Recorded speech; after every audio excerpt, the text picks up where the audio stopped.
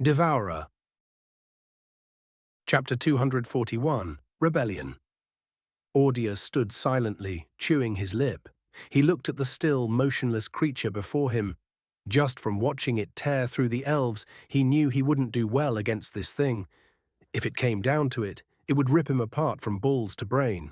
Audius was powerful, probably one of the best fighters in the Empire, but against something like this, he'd be butchered like a common farmer.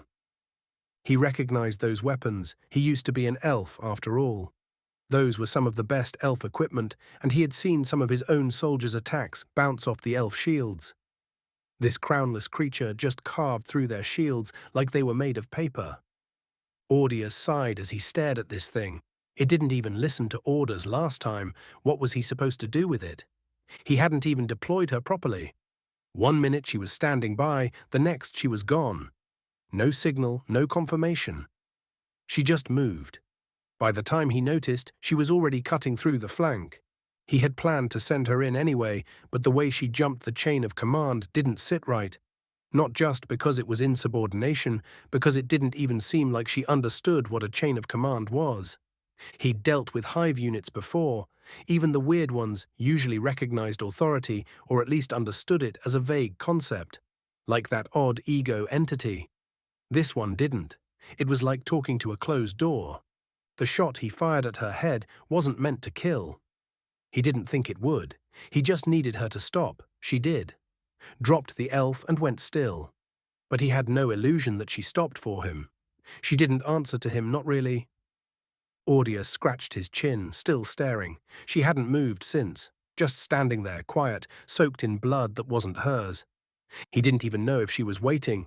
She might just be off until the next trigger. Or maybe she was listening to something he couldn't hear. Still think this was a good idea, he muttered, mostly to himself. Not that it mattered. The thing wasn't going anywhere. Audius grimaced. He was hoping for a weapon that could break the deadlock, but he was at least hoping for a weapon he could control. This wasn't that. He quietly noted that a pistol shot was hardly a method of command. It had worked once, but that wasn't control. The beast called it a test unit. He hadn't been told what the test was. His eyes drifted back to the tree line where Minuve had vanished. She would talk. Her people would carry the story. Maybe that was what the beast wanted. It would be useful. Crownless had made an impression. If Audius wanted to be cruel, he could just send her into the forest for a week and reopen negotiations. She'd butcher 6 settlements before the week was up. Whole camps gone. No survivors, no trail. Just torn bodies and wreckage scattered through the trees. Enough of those, and even the most stubborn elf would come to the table.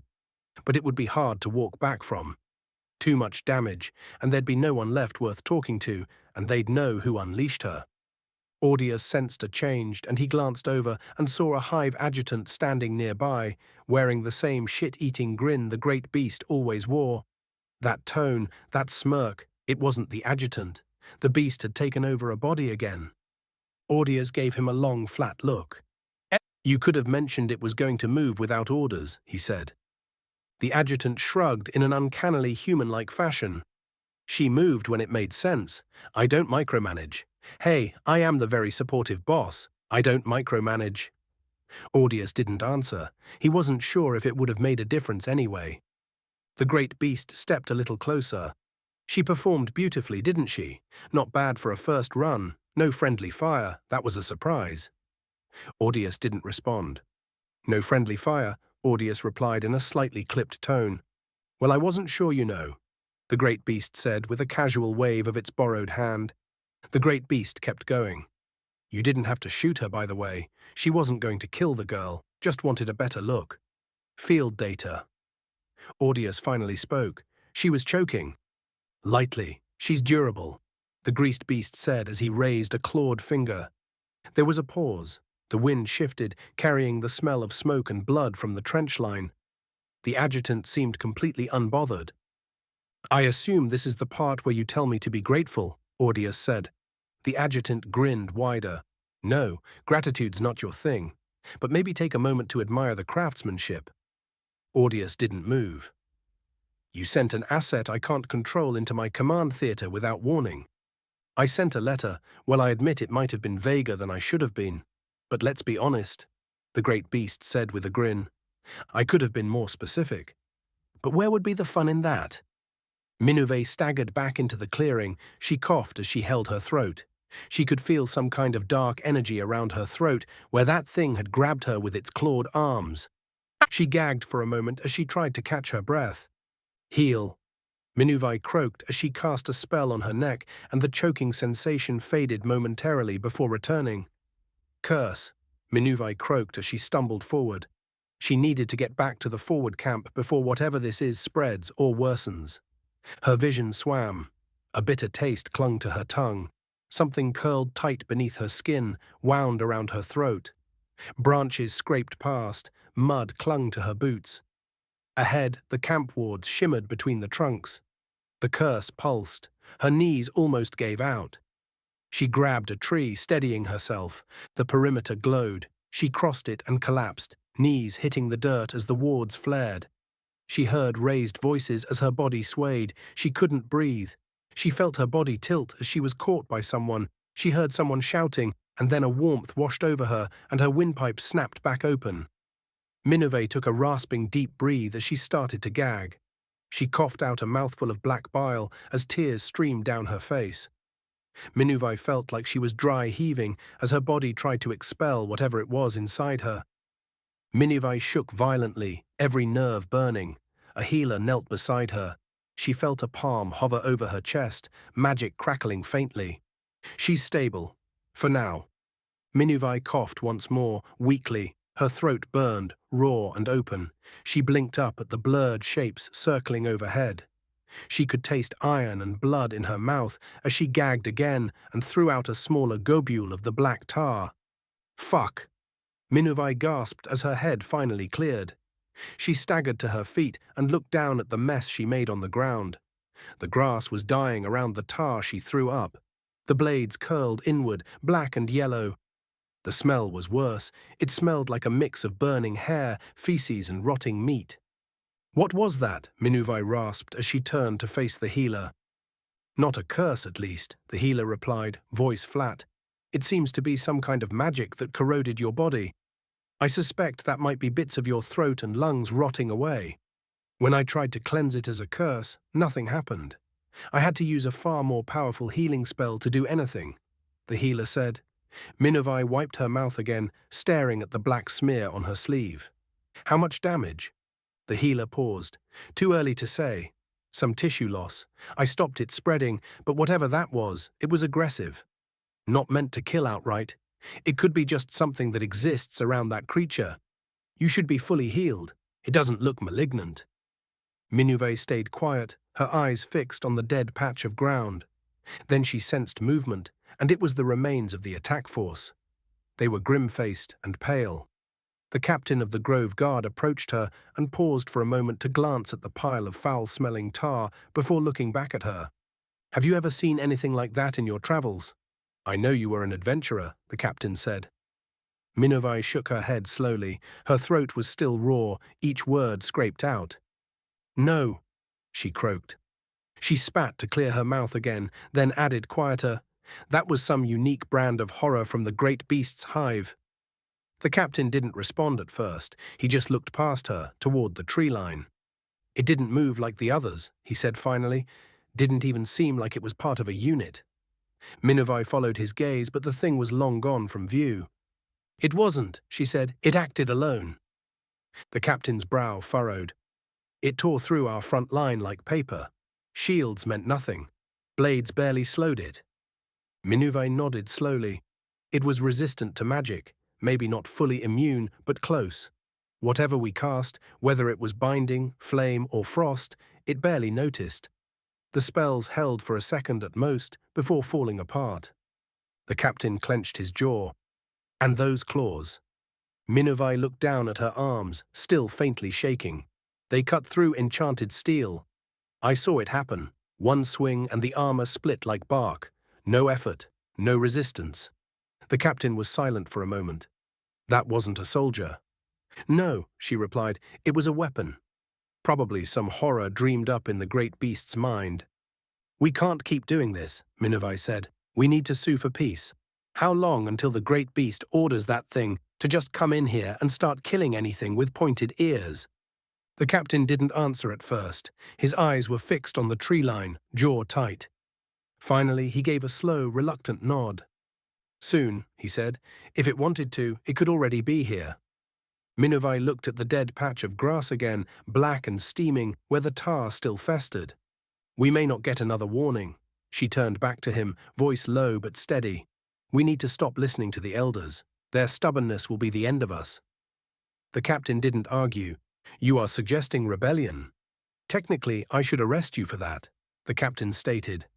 Minuvai just offered her hands for the shackles with a raised brow. The captain looked at her hands, then at her face. He held her gaze for a long moment. The lines around his eyes were deeper than before, the skin under them dark from nights without sleep. Blood still clung to his armor. His gloves were torn, and there was a cut across his jaw that no one had even tried to heal. I've buried half my command, he said finally, voice low.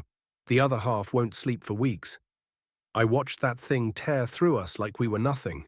You think I have the energy left to put shackles on someone for saying what we're all thinking? He reached out and gently pushed her arms down. The captain rubbed the side of his face, smearing dried blood across his cheek. He didn't seem to notice. So what now? She asked, watching him closely. Are you with me or not? He didn't answer immediately. His gaze drifted back to the tree line where the creature had disappeared. There was nothing there now, no movement, no sound. Just the quiet tension that refused to leave. I swore to protect the forest, he said, not the elders, not their politics. He looked back at her. I'm with you.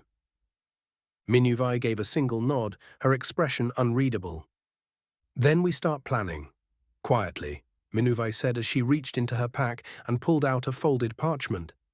But first, we recover and bury our dead.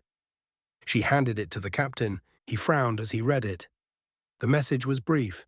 Audius had offered safe passage for the elves to retrieve and bury their fallen. A rare courtesy from a vampire. Can we trust him? The captain asked.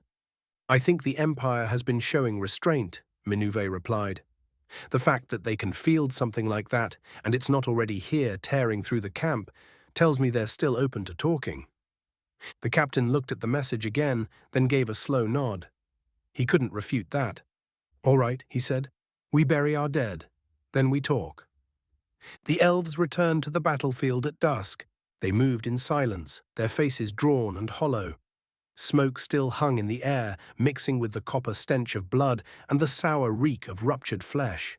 The ground was littered with broken weapons and scorched armor.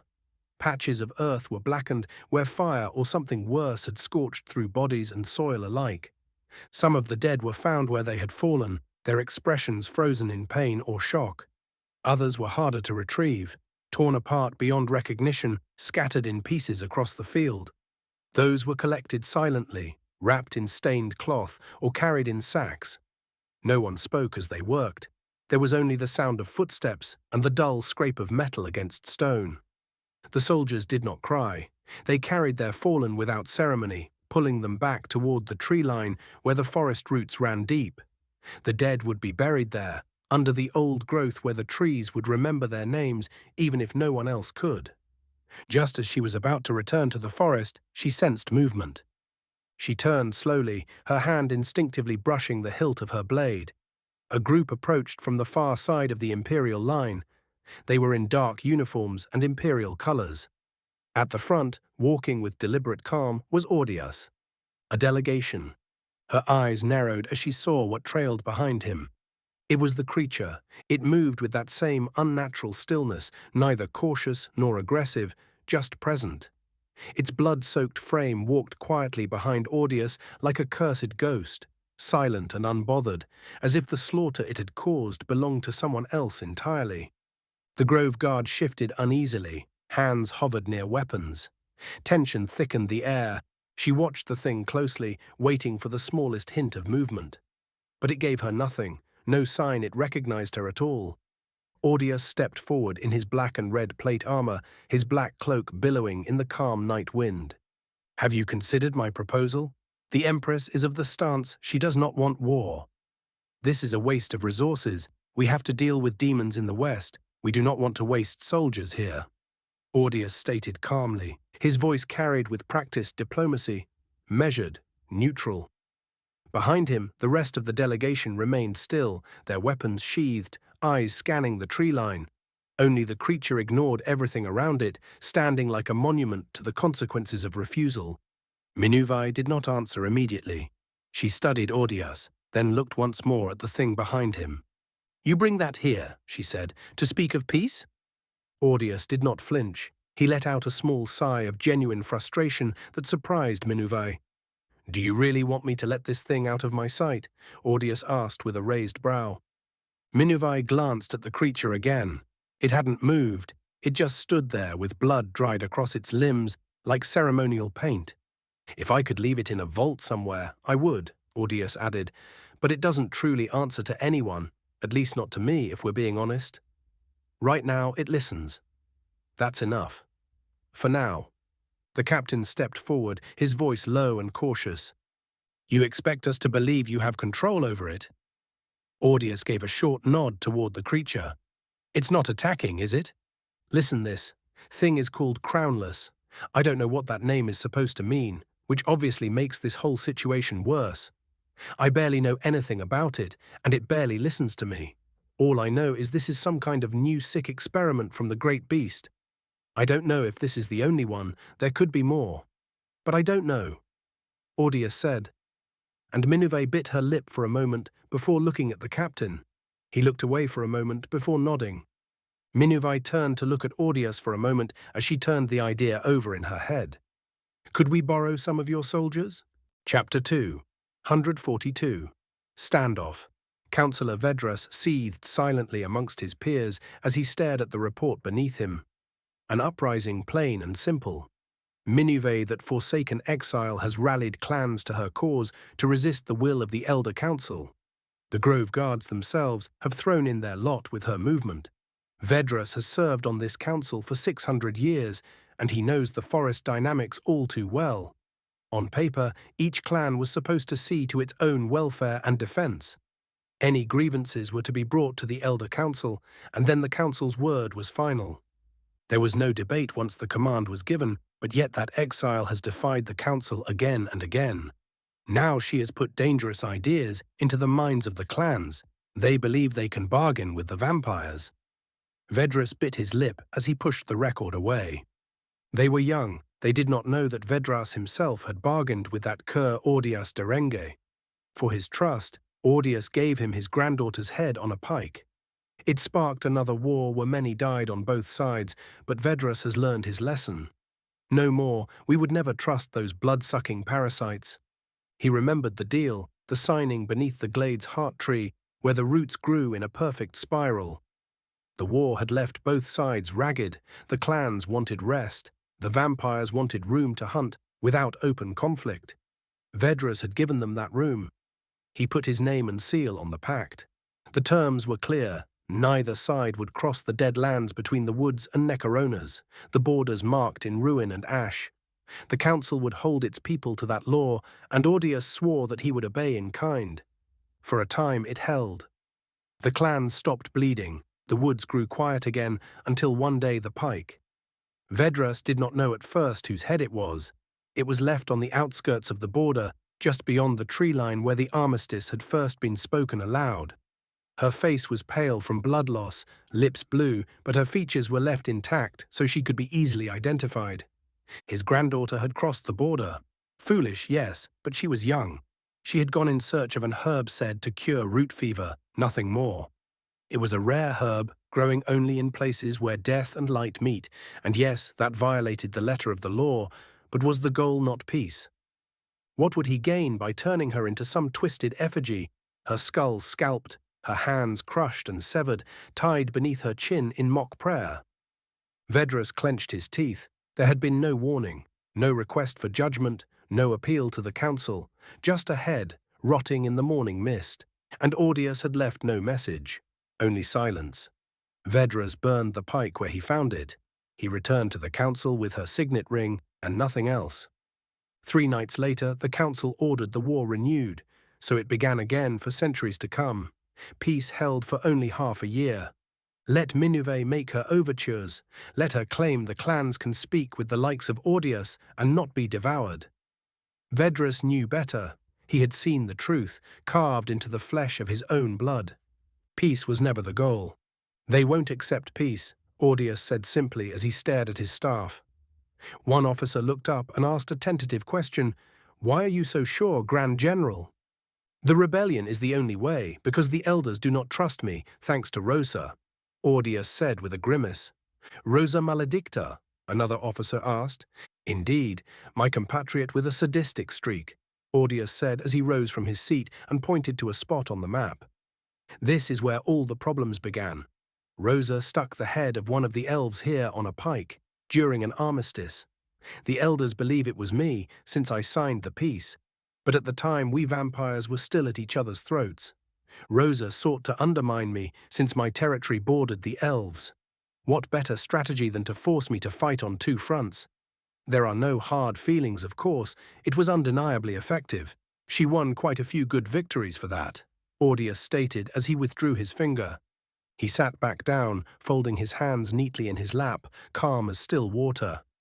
I had nothing to gain from killing that elf, he said. The peace served my purposes. My forces needed time, my borders needed calm. That treaty bought me breathing room. Killing her would only provoke war, which it did. He glanced toward the officers. But Rosa? She gained everything. Tarnished me in the eyes of the elders, weakened my position, and stirred a conflict right where it would hurt me the most. It was clean work, no witnesses, just a pike and a message. She wanted me bleeding in two directions, and she got what she wanted. He gave a small, almost respectful nod to the thought. I never told the elders the truth. There was no point. They had made their decision before the body had even gone cold. They needed a name, and mine was already signed on the treaty. It was convenient. Predictable. He looked over at the map again, not with regret, but with the quiet detachment of a man who understood how the pieces moved. And now that Rosa and I both serve the Empire, it only cements their suspicions. They see partnership where there is only duty.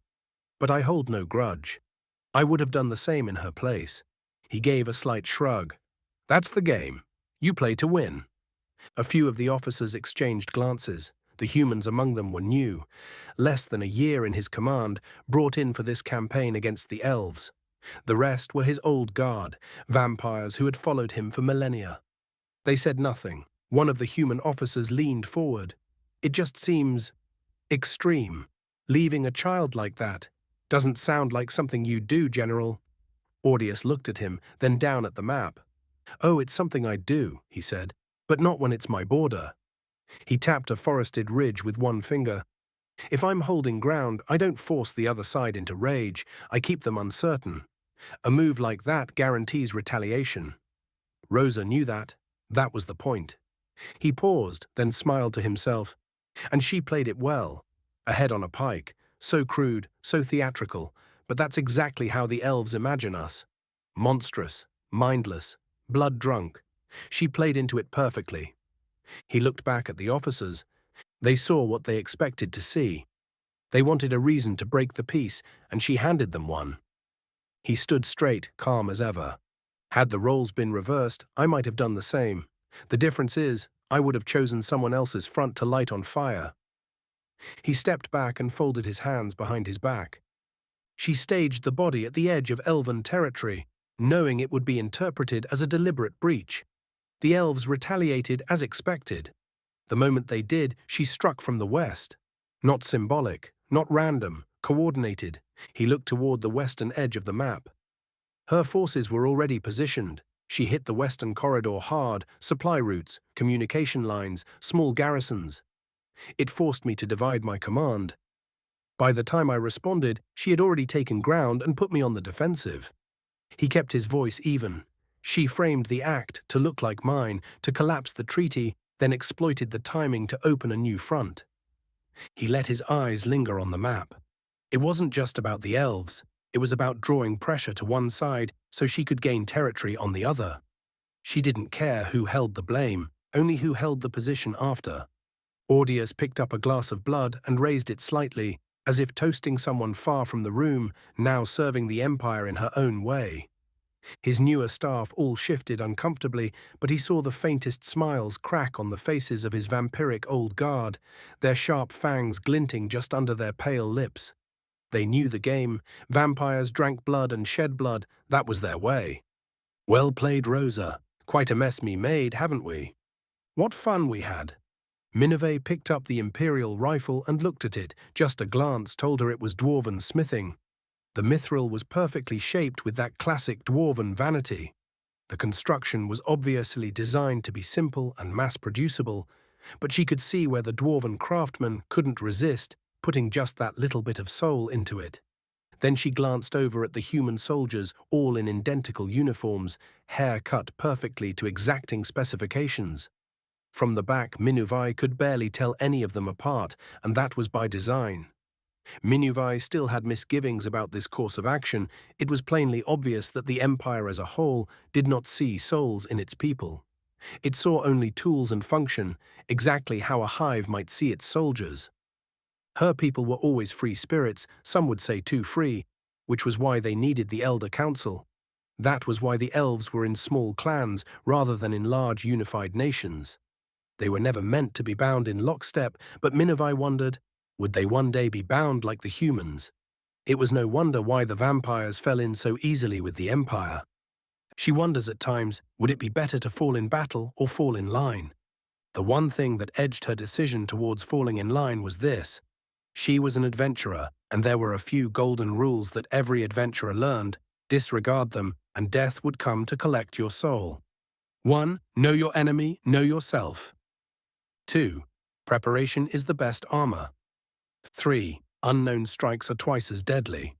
4. 1 in a million is better odds than none at all. It was the fourth that pulled her forward down this path. Minuvai knows the last tenet was the most important.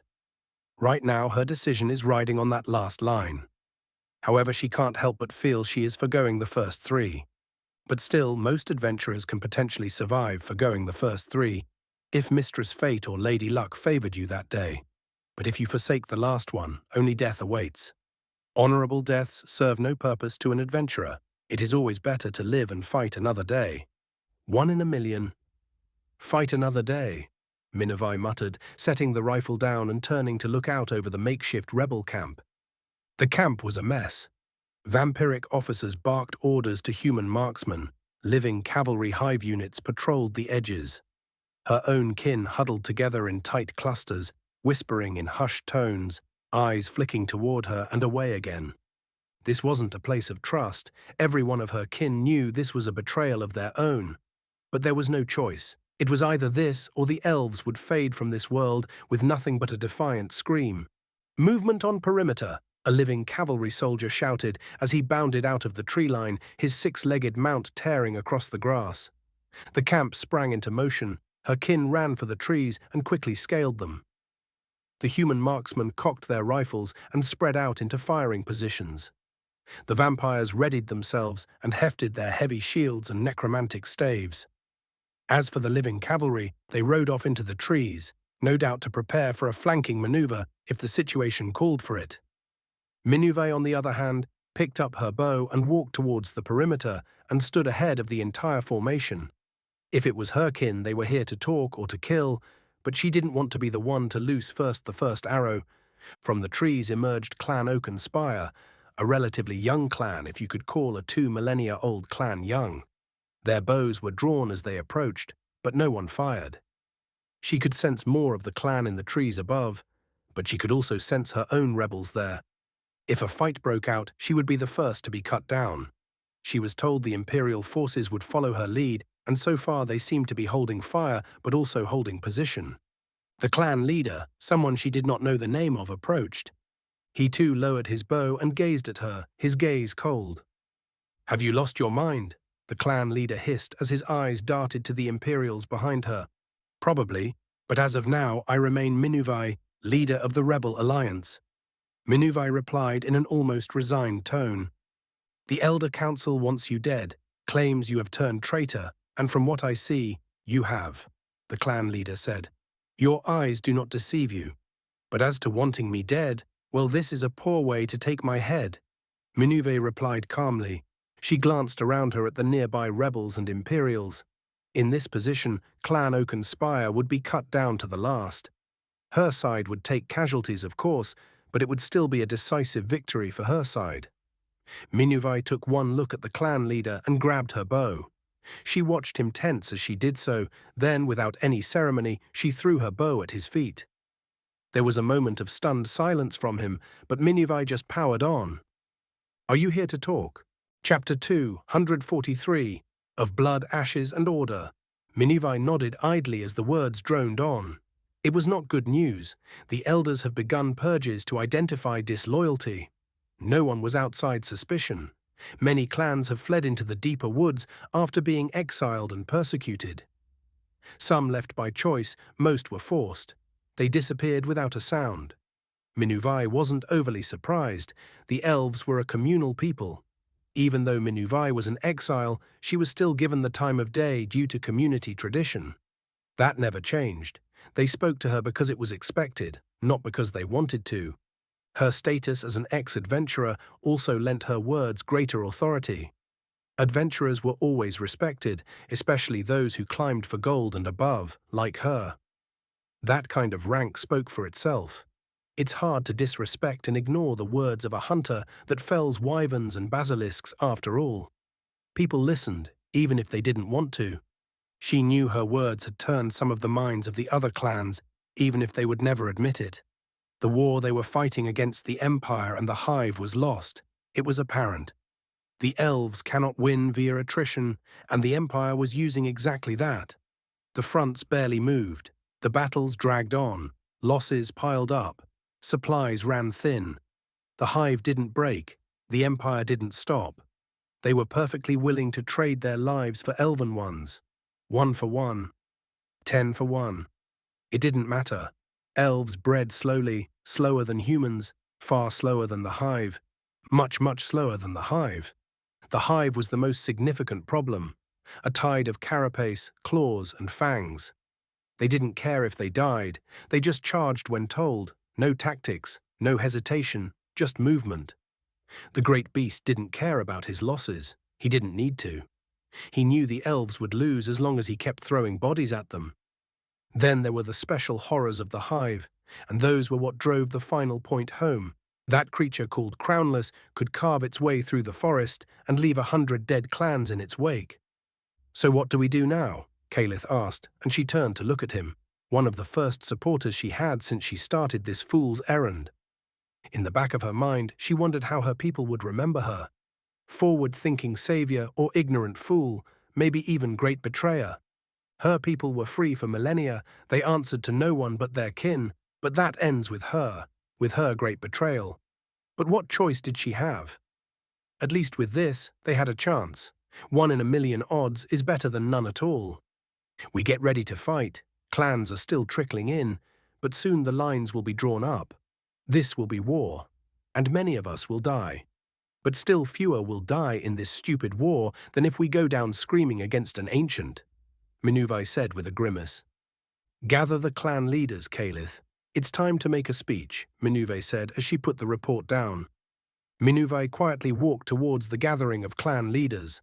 12 clans had come to her side as compared to the 28 that still stood loyal with elders. They were outnumbered more than 2 to 1 in terms of elves, but the Imperials she was given made up for those numbers. Audia sent word he would commence another advance when she gave the signal to split the elven forces. This was classic vampiric combat tactics, using mobility and flanking to try and hit an enemy from multiple directions, feinting and probing, constantly attacking. They held the initiative. It wasn't the elven way of fighting, but it would have to do. She turned to face the clan leaders and let out a sigh. If anyone has any second thoughts and wishes to go back over to the other side, now is the time, Minerve muttered. She knew by letting them go, they would just be more soldiers on the other side, but Minerve knew the importance of choice. She was exiled because she wanted to live her life her way. She came back because she wanted to, and she became an adventurer because she wanted to. She wouldn't rob her kin of the choice on which side to stand on. This was strategically stupid, but she couldn't make herself force them to stay, or detain them, or just kill them even. No, the elves were a free people that would not change. If this were to be their last spark of freedom, she would allow her kin this choice. Every soul should be able to choose where they live and where they die. Nosmar vien dan les branches, mortan dan les racines. We are life in the branches, death in the roots. Minuve quietly muttered to herself in Old Elvish, just soft enough for only her to hear. She looked around at the surrounding clan leaders. If you let us leave, you will have to face us in battle, one clan leader said. I know, Minuve replied. We are kin, and so are those we will fight. I will not force you to take sides, live where you wish, die where you wish. Minuve said, her gaze hardened into steel. Minuve let out a sigh as she sat down on a nearby crate. In just a single year, she felt like she had aged 100.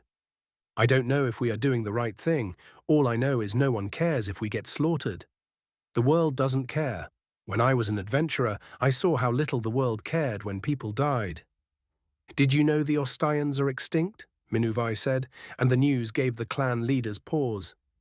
They looked at each other for a moment. I can tell you don't care, and honestly, I don't either. But that's how most of the world works. They won't care if we die either. Our traditions, our way of life, no one will care beyond what they can scavenge from the ashes. We need to save ourselves, and I know we aren't going to survive by going along with that suicide pact the elders have set up, Minuve said as she stood up. We might become slaves, we won't be free, but we'll be alive. At least that way, the next generations might find happiness in their own ways, Minuve said. Minuve's words hung heavy in the air. A few clan leaders exchanged uneasy glances, some clenched their fists, others looked away, their faces carved with silent doubt. One older leader's lip trembled before he nodded slowly, accepting the bitter truth. Another shifted in place, eyes hardening with resolve. The air was thick with unspoken fears and questions, but no one spoke. Minuve caught their gaze one by one. Each reflected a fragment of her own turmoil, the weight of leadership, the burden of choices that might cost them everything. She felt a cold knot tighten in her chest.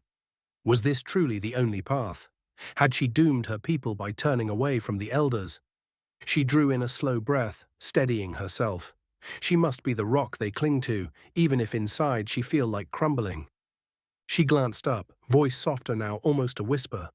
None of this is easy. None of it feels right. But if we don't act, if we follow the path the elders demand, we will vanish like the Ostians. Forgotten, erased. A few heads bowed, acknowledging the harsh truth. We fight not for glory, nor for pride, Minuve continued, but for survival. For the chance that those who come after us might know freedom, even if we cannot. She closed her eyes briefly, then opened them with renewed steel. Stand with me, or leave if your heart cannot bear this burden. But know this, we will meet you on the battlefield, as kin and as foes alike. The silence that followed was heavy, but in it lay a fragile thread of unity. Minuve extended a hand and said a parting word and a hope, perhaps even a cry to what mercy was left in this accursed world. We do what we must, for those that come after. So you lot sure you don't want to just turn back, O'Neill said as he lit another of those foul-smelling sticks and offered one to Montes. Montes just raised a hand to decline as he always did, and O'Neill just snapped the metal lid shut with a snap. Montes and his delegation were in a ranger camp a bit further into the desert. The Vulpina Rangers have kindly offered their forward operating base as a place for the delegation to rest. Montes's men were uneasy, and that was in no part helped by the Rangers constantly irritating and provoking his men. He even caught one Ranger trying to ride a hive soldier. To the hive soldier's credit, it just stood there and grumbled as the Ranger tried to make it run as she sat on its back. Montes looked around at the camp and saw a rusted-out camp, made of sheets of metal and odd gnarled wood. It all looked half dead. Metal warped from heat, brittle with rust, stitched into place with frayed rope and old chain. Wood, if it could still be called that, was sun-bleached and crooked, twisted by wind and age into something more bone than tree. Structures leaned inward like they were trying to collapse quietly. Gaps in the walls let the wind crawl through, dragging dust and grit into every corner. Old gear was scattered everywhere, broken carts, splintered crates, shattered blades with edges long worn away. Tarps sagged between poles, stained and rotting, too heavy with time even to flap. The whole place stank of ash and rust, and something sweet and spoiled beneath it all. It didn't feel like a camp. It felt like a carcass someone had forgotten to bury. Even the ground looked tired. Dust packed down with old blood, blackened patches where fires had burned too long. Nails, bones, and bent nails jutted up from the earth like weeds. Nothing here was clean or quiet. Montis glanced over at the armory and saw a pair of what the Vulpes called iron hands, which would be gunsmiths in the Empire, tinkering with their long rifles and making bullets.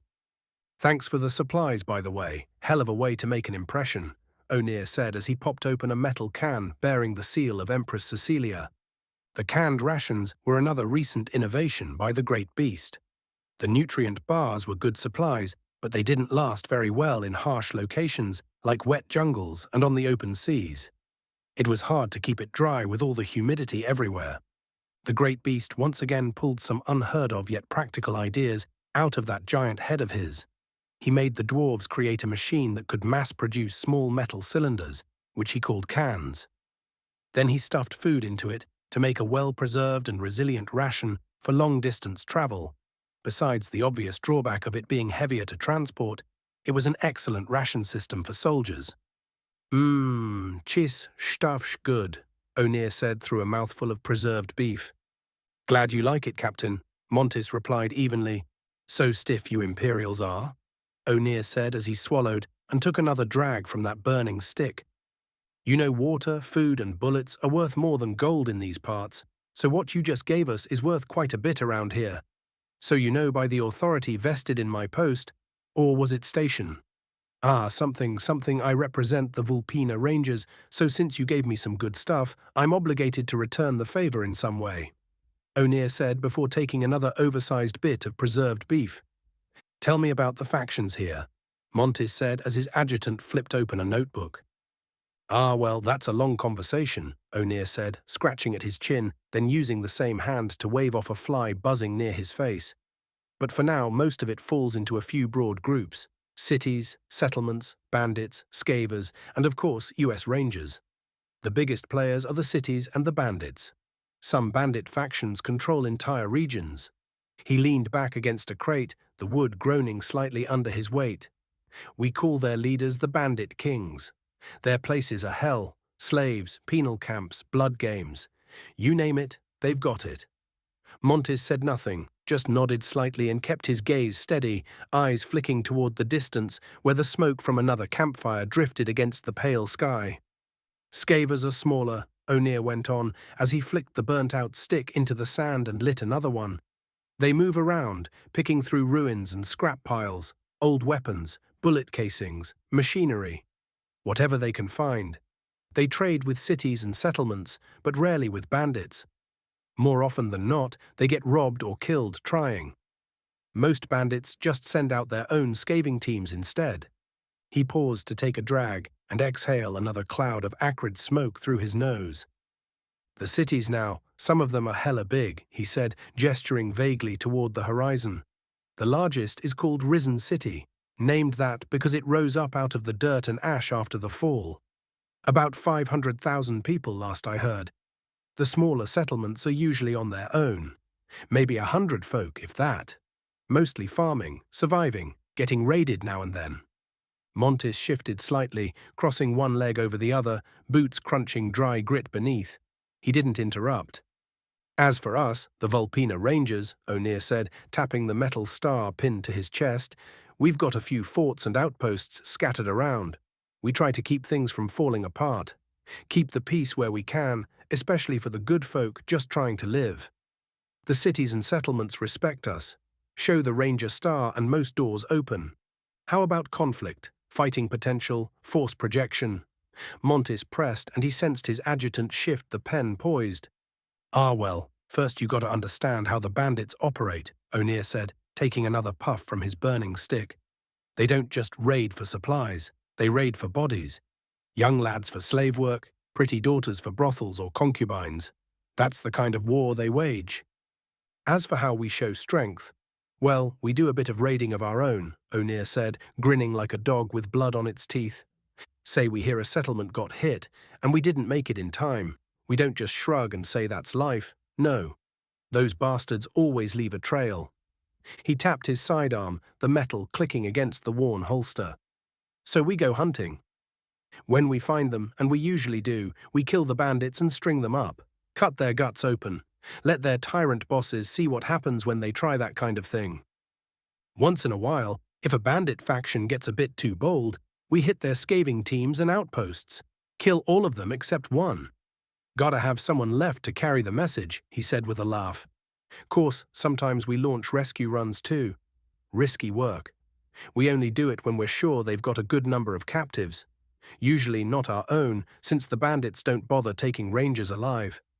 He scratched the side of his nose, eyes flicking toward the fire. Mostly it's slaves, people grabbed from farmsteads or small convoys. Rescuing them's worth it, but it's always bloody. Bandits guard them tight and neither side holds back. Where are the cities located? Montis asked. Mostly near the mountains, on the eastern side of the Vulpina wastes. We don't go near the western coast. Too close to the Isles of Shattered Bones, O'Neill said, his voice darkening for a moment. Ether's too thick out that way anyway. Nothing grows, mutated wildlife, twisted trees, waters teeming with dark naga. Don't want to go near those. They see us as food, he muttered. Our records say there was a great battle long ago on the western side. That it shattered the continent, Montis stated. Yeah, our legends say the same, O'Neill said with a grimace. The old gods had a fight there. Broke the western coasts clean off. Heard most of our people were living near the sea back then. Lost more than half of us Vulpus in that fight. Just collateral. He spat to the side and rubbed at his jaw. Then one of the fuckers actually got killed. Poisoned the water with their ether. The glow has been spreading east ever since. Lucky for us, the spread slowed over the last century or so. Slowed? Montis asked. Aye, slowed, but it's still spreading. One city is already in bad shape. Fortune City, farthest west. Refugees from the western settlements are pouring in. We don't know if it'll ever stop, O'Neill said. What happens when the ether reaches a place? Montis asked. Mutations, madness, stillbirths, birth defects, crops fail, water turns to poison. You can't live there anymore, O'Neill replied. Can I suggest you bring us to Risen City? We are seeking something, some old world gate. Ancient design, Montis said. O'Neill leaned back slightly, appraising him. Oh, I know what you're talking about, but you can't access it. It's out west, near what's left of the coast. Ether's too thick, you'll cook in your armor. You know the exact location? Montis asked. I know a vague location, O'Neill replied. I have a proposition. My Empress has granted me authority to negotiate on behalf of the Empire. We go to Risen City and secure an agreement between the cities and the Rangers. You help us find the World Gate, Montis said, but was cut off. And what do we get in return? Sending my men into the Western lands will take more than rations and water. Same goes for the other Ranger captains and even our fancy leaders, O'Neill said. We might be able to solve your bandit problem. The Avalonian Empire has a standing army in the millions. The Hive has even more. We can drown the bandit kings in war and blood. But we need a staging ground, and that means we'll need more than just help finding the World Gate. The Empress will demand annexation of the Vulpina Wastes, Montis stated. Ooh, the folks here don't like conquerors, O'Neill grimaced. We're not conquering, we're offering imperial protection. What will you do when the ether spreads too far? Your people might end up in imperial lands anyway, as refugees. We're already taking in thousands from the north, Montis said. What's happening in the north? O'Neill asked, brow rising. Angels, demons, and the Syndicate are at war. The Empress wants to secure the world gates to hell as an insurance policy, Montis said. O'Neill paused, chewing at the inside of his cheek, his fox-like snout twitching. His ears shifted back slightly, tail flicking once behind him. His eyes, usually half-lidded with casual disinterest, sharpened as he stared into the fire. Fingers drummed slowly against his thigh, then stilled. There was a storm of thought behind his gaze, but nothing he was ready to let slip just yet. "We don't go to Risen City yet. I need a guarantee. I need to see that your empire can fight," O'Neill said finally. "This place answers to strength. There's a bandit camp further north, a raiding base. Too fortified for us to take, but their raids are getting worse. Help us bring it down, and your words will carry weight during the negotiation. Consider it an act of goodwill." Montes paused, then let out a short laugh, low, dry, almost relieved. "That's all?" he said, watching O'Neill raise a brow in return. "Now that's easier than expected." Chapter 2, 144, Ranger's Raid. O'Neill licked his lips. The wind carried the stink of burnt oil and rust. He raised his binoculars and scanned the camp. The walls were made of scrap metal, rusted sheets, twisted doors, and torn plates from abandoned vehicles. Bolted together, crude and jagged. Ugly in the dying light. Gun nests, sandbags, tires, gun barrels poking through slits. Shapes moved behind the walls, scavenger bandits and desperate men. Above the gate, he saw a fortified position where guards paced, rifles loose but ready, eyes flicking at every shadow. "What do you think?" O'Neill asked as he turned to look at Montes. Montes was staring through his binoculars, a fancy, ornate thing with gold engravings. The kind of tool that didn't belong out here. His gloved fingers tapped against the barrel, slow and steady. "We've taken down worse, but I suppose the complication here is the slaves we need to rescue," Montes replied as he lowered his binoculars. "So your hive can deal with it?" O'Neill asked. "It's not my hive. Yes, it can. But it won't, at least not alone," Montes replied. O'Neill narrowed his eyes. "Explain," O'Neill said. Montes paused a moment before replying. "Imperial doctrine dictates that one should never show one's full strength. Use only enough to achieve a decisive defeat. If you seem insurmountable, your enemies will hide. If you seem defeatable, your enemies will invite themselves into your maw." O'Neill paused before letting out a small laugh. "Sounds like a crock full of shit, if you don't mind me saying. So even if it's a bare win, you can tell your enemies you are holding back. The deception is part of the strategy. For instance," Montes said, glancing at O'Neill's men, "you said you wanted to see how we Imperials fight. I will admit, I am also interested in how the Vulpina Rangers fight." Montes didn't smile. His gaze drifted back to the camp. A demonstration. On both sides. O'Neill followed his look. The camp seemed quieter now, though the stink of oil and rust felt stronger on the breeze. He could almost taste it. "My men don't do shows," O'Neill said. His voice was low. "We get the job done." "Likewise," Montes said evenly. O'Neill spat into the dust. He raised his binoculars again, watching the camp with a harder stare. "Nightfall, then." Montes gave a small nod. Nightfall. When night fell, O'Neill was waiting behind a ridge as his men gathered. He looked around at his troops, the men and women of the Vulpina Rangers. Brave souls he would trust with his life. "All right, listen up, you desert foxes. This base, as you know, has been a problem. A mighty problem, if I do say so myself."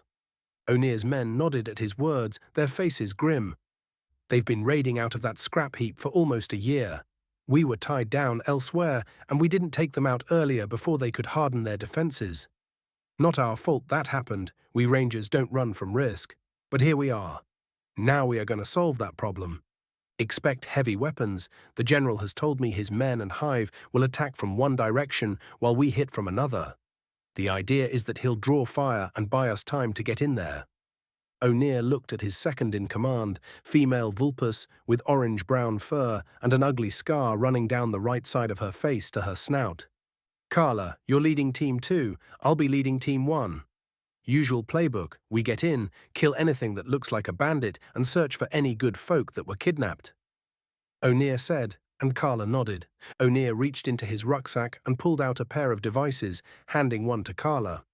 The charge was a flat metal disc, heavy and solid. Dark alloy plates covered its surface, bolted tight. Thin copper lines ran between small vents that gave off a faint hiss. A single dial sat in the center, marked with numbers, turning with a hard click. At its core, a dull glow showed the power cell buried deep inside. No ornament, no flare. just a tool made to break through anything in its way. An Imperial breaching charge designed to cut through steel, stone, or scrap with a shaped blast and shear force. Stick it to a wall, set the timer, and stand clear. This new toy is a gift, courtesy of our Imperial friends. The General told me we just stick this against the wall and turn the dial. We've got about 30 seconds before this thing blows a big fat hole in the wall. He assured me this thing can take out walls a lot stronger than those ones. So I say let's have a gander, O'Neill said with a grin. The rest of his men all let out wolfish grins as they heard his words, the kind that spoke of long months in the dust and a hunger for payback. "All right, boys and gals, let's have some fun," O'Neill said, and on cue, a large explosion rang out on the other side of the base, the ground trembling beneath their boots. A cloud of grit rolled past, carrying the scent of smoke and scorched metal. "We should move." A calm voice, steady as stone. O'Neill turned to look at his new observer. This one was called a Knight Enchanter, and his name was Baron Kelias. He stood with the quiet poise of someone who had seen too many battles, dressed in ornate mithril armor that caught the light in sharp edges. He looked half mage, half swordsman, and entirely dangerous. O'Neill had posted one of his own men with the Imperials to watch how they fought. This was a mutual test. O'Neill wanted to see if these so-called Imperials could put up a real fight, or if their reputation was just wind and banners. O'Neill grinned as he flicked his cigarette into the dirt and snubbed it out with his boot. "Let's move," O'Neill said, and his troop moved out. They moved silently across the dark sands. They stuck to the shadows as best they could, darting between the odd rock, mutated tree, or metal wreckage. Luckily for them, the Imperials had drawn off most of the guards on the wall. They were approaching from where they knew the defense was weakest. O'Neill hid behind a rock just as he saw a fireball from the Imperials go flying wide. The fireball slammed into their section of the wall, and it sent burning bandit Vulpus rolling into the sand below. "Well, that's convenient," O'Neill muttered as he stared at the burning distraction. He raised his hand and did a few quick hand signals, and his men nodded as they moved to avoid the fire. The light would blind their foes in the dark, making them harder to spot. O'Neill internally grimaced as he was once again reminded how the Vulpus have lost most of their magic knowledge. Most of their magic users were craftsmen, enchanting ammunition, bombs, and rifles.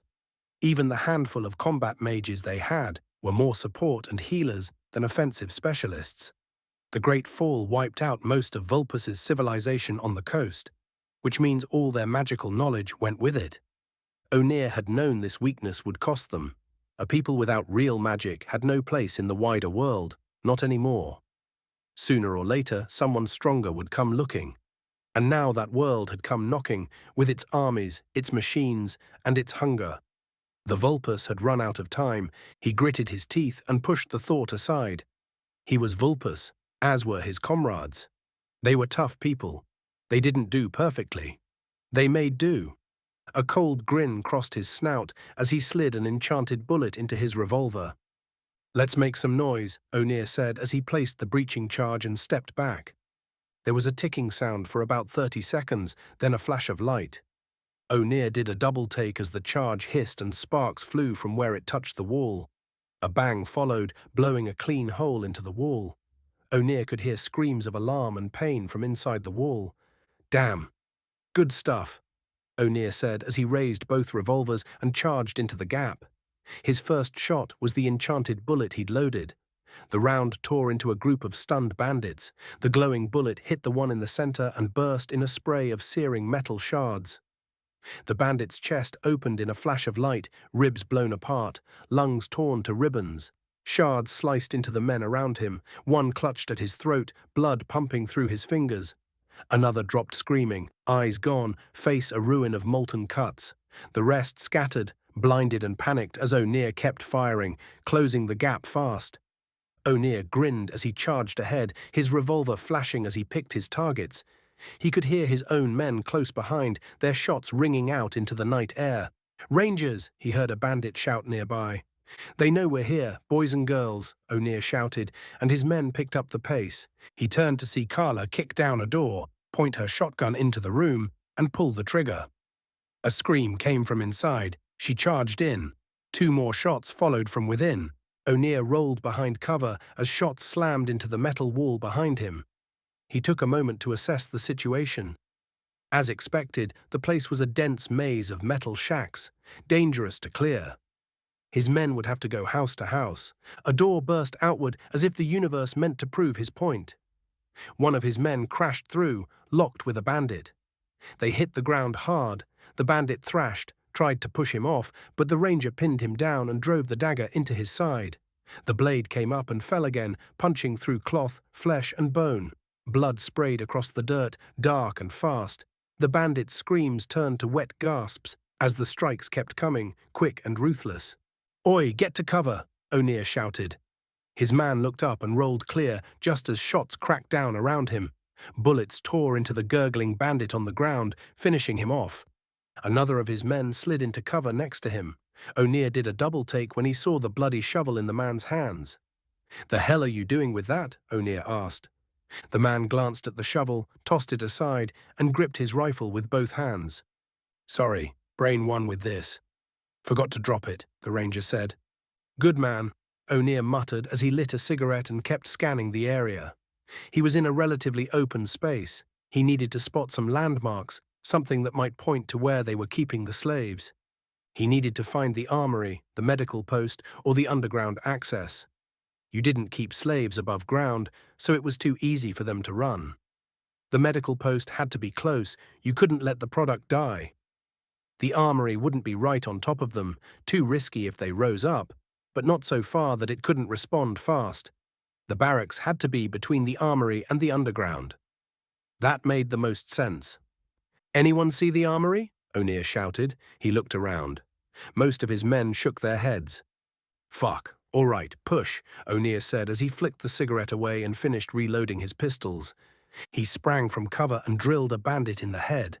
Then he saw that Knight Enchanter fellow use his magic. Yanking 6 bandits off a raised platform, they crashed to the ground, limbs breaking on impact. But they were still alive.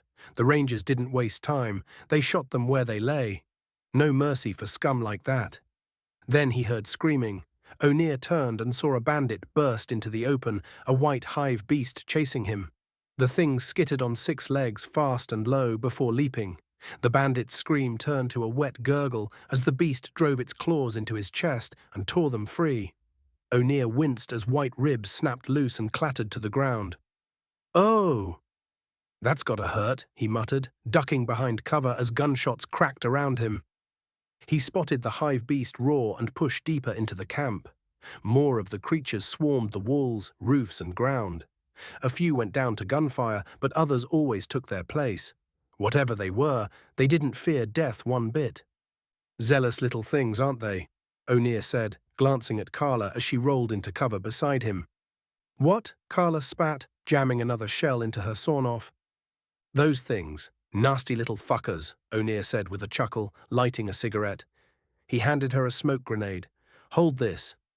He peeked out, studying the ground ahead. A wide, open stretch stood between them and what looked like the armory. Hive beasts still fought along the walls. If they wanted to cross, they'd need cover. He scanned for his rangers. All of them waited behind cover, patient, eyes on him. They knew better than to cross open ground without a plan. O'Neill grabbed the smoke grenade and showed it to his other men, who nodded and pulled out smokes of their own. He ran through hand signs, quick and clear, laying out the plan. They all nodded back. He grabbed the pin and pulled it, then tossed the grenade over the top of his cover. His men did the same. They waited, still as stone. A few seconds later came the hiss as the smoke grenades began to spread their thick white veil. O'Neill took one last drag of his cigarette and flicked it aside. Time to go to work. The assault was fast and brutal as his men closed the gap under the cover of smoke.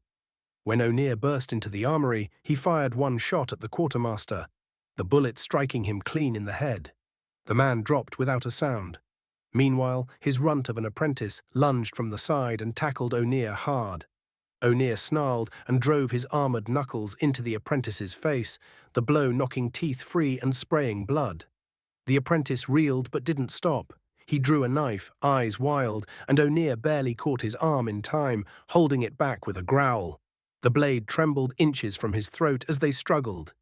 Then O'Neill saw a shadow loom above him. There was a loud crack.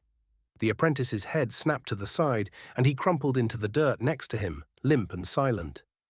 O'Neill looked up to see one of his men offering a hand, the butt of his rifle slick with blood from the strike that saved him. "Thanks," O'Neill said as he took the hand. "We taking this one prisoner?" the man asked, glancing at the young Vulpus on the ground. O'Neill drew his pistol and fired, the shot echoing in the armory. "Nope." Then Carla burst into the armory, her eyes cold and filled with fury. O'Neill knew that look. She'd found something bad. "You found the slave pens?" O'Neill asked as he reloaded his pistol. "Not yet. We found the pleasure house and an underground access," Carla replied, her eyes hard. O'Neill gave a somber nod as he cocked his revolver. "Let's go clean house." Chapter 2, 145. Breach and Cleanse. O'Neill looked around at his team. It was a mixed group. He spotted a few Imperials among them, 2 of those warden fellows too, in oversized magic armor, massive shields and swords that looked like they could cut a Vulpus in half with one swing. "You sure you don't want me to send our hive in first?" Montis asked. His armor was spotless, probably came in after the fighting was done. Typical officer, never gets his hands dirty. "Nah, the poor souls down there are traumatized. Don't want rescue to look like monsters with teeth," O'Neill replied as he lit a cigarette. "All right, Rangers, you know the drill. The rest of you, especially the Imperials with your polished boots and perfect posture, listen up. Close quarters isn't a ceremony. It's sweat, panic, and tight spaces that don't forgive mistakes. So keep quiet and pay attention, because I'm only saying this once. Rule 1. Corners kill. You do not walk into a room like it's already yours. You clear angles one piece at a time. First in checks low right, second takes high left, third scans deep. Fourth watches our backs. Everyone else follows the rhythm. You move like links in a chain. One weak link and the whole line fails. Rule 2. Silence is survival. No talking unless it's urgent. Use hand signals. If you don't know them, copy the person ahead of you. Stay light on your feet. No stomping, no fidgeting, no pointless noise. If something's waiting, we don't want to warn it. Rule 3. Flow forward. Once we start moving, we do not stop. No freezing in doorways. No hesitating in tight halls. If someone falls, step over them. If the path narrows, tighten up and keep going. Keep the pace. If one of you stalls, the rest get stuck, and stuck means dead. Rule 4. Trust the stack. This is not about you. It's about the group. You are part of a line. When the line moves, you move. When it holds, you cover. No sudden moves, no splitting off, no freelancing. You don't think for yourself, you think for the formation. Rule 5. Presence matters. We're not here to cause panic. You hold your posture, you stay steady. The people down there are already terrified. You don't need to add to it.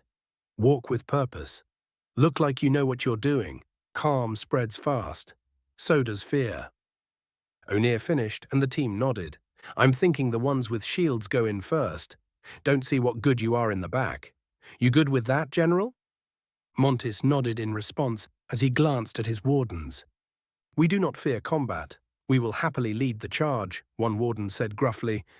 Like your spunk, metal man. All right, let's go. I'll take point and we fan out. Remember, no explosives. They have hostages, O'Neill said as he tossed his cigarette and turned to face the dark stairwell leading to the bowels of the earth. Carla pulled a flare and tossed it down, the entire space lit up with a crackling orange glow.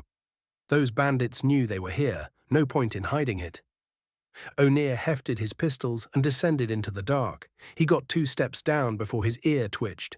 He pointed his pistol at the door at the bottom. He saw one bandit, and bang, he dropped a hole in his skull. Pfft, O'Neill sneered as he continued downward. When he reached the door, he braced against the side, listening. Then he heard it. You Ranger fuckers don't know who you're messing with. You know who we are. O'Neill rolled his eyes and glanced at Carla, who did the same. He nodded at the warden, who approached and raised his shield, ready to go in first. Warlord Nile will gut you all for this, the voice shouted, lilting with fear and panic as it echoed from the sprawling basement. O'Neill nodded and swiftly approached the door. The moment he turned the corner, Bullets struck the warden's shield and armor. The warden grunted and advanced. Then O'Neill heard a crack and backpedaled as the warden was hit with an incendiary bomb. The bottle exploded with burning liquid. The warden calmly stood there as O'Neill heard a calm voice above him in the stairwell. Cleanse. And the warden's body went out. Flames extinguished. Whatever that armor was, it seemed flames and bullets did little to it. The warden moved forward, and O'Neill followed close behind, using him as cover. Shine, the warden intoned, and his shield lit up with a bright light, instantly illuminating the hallway and revealing the bandits.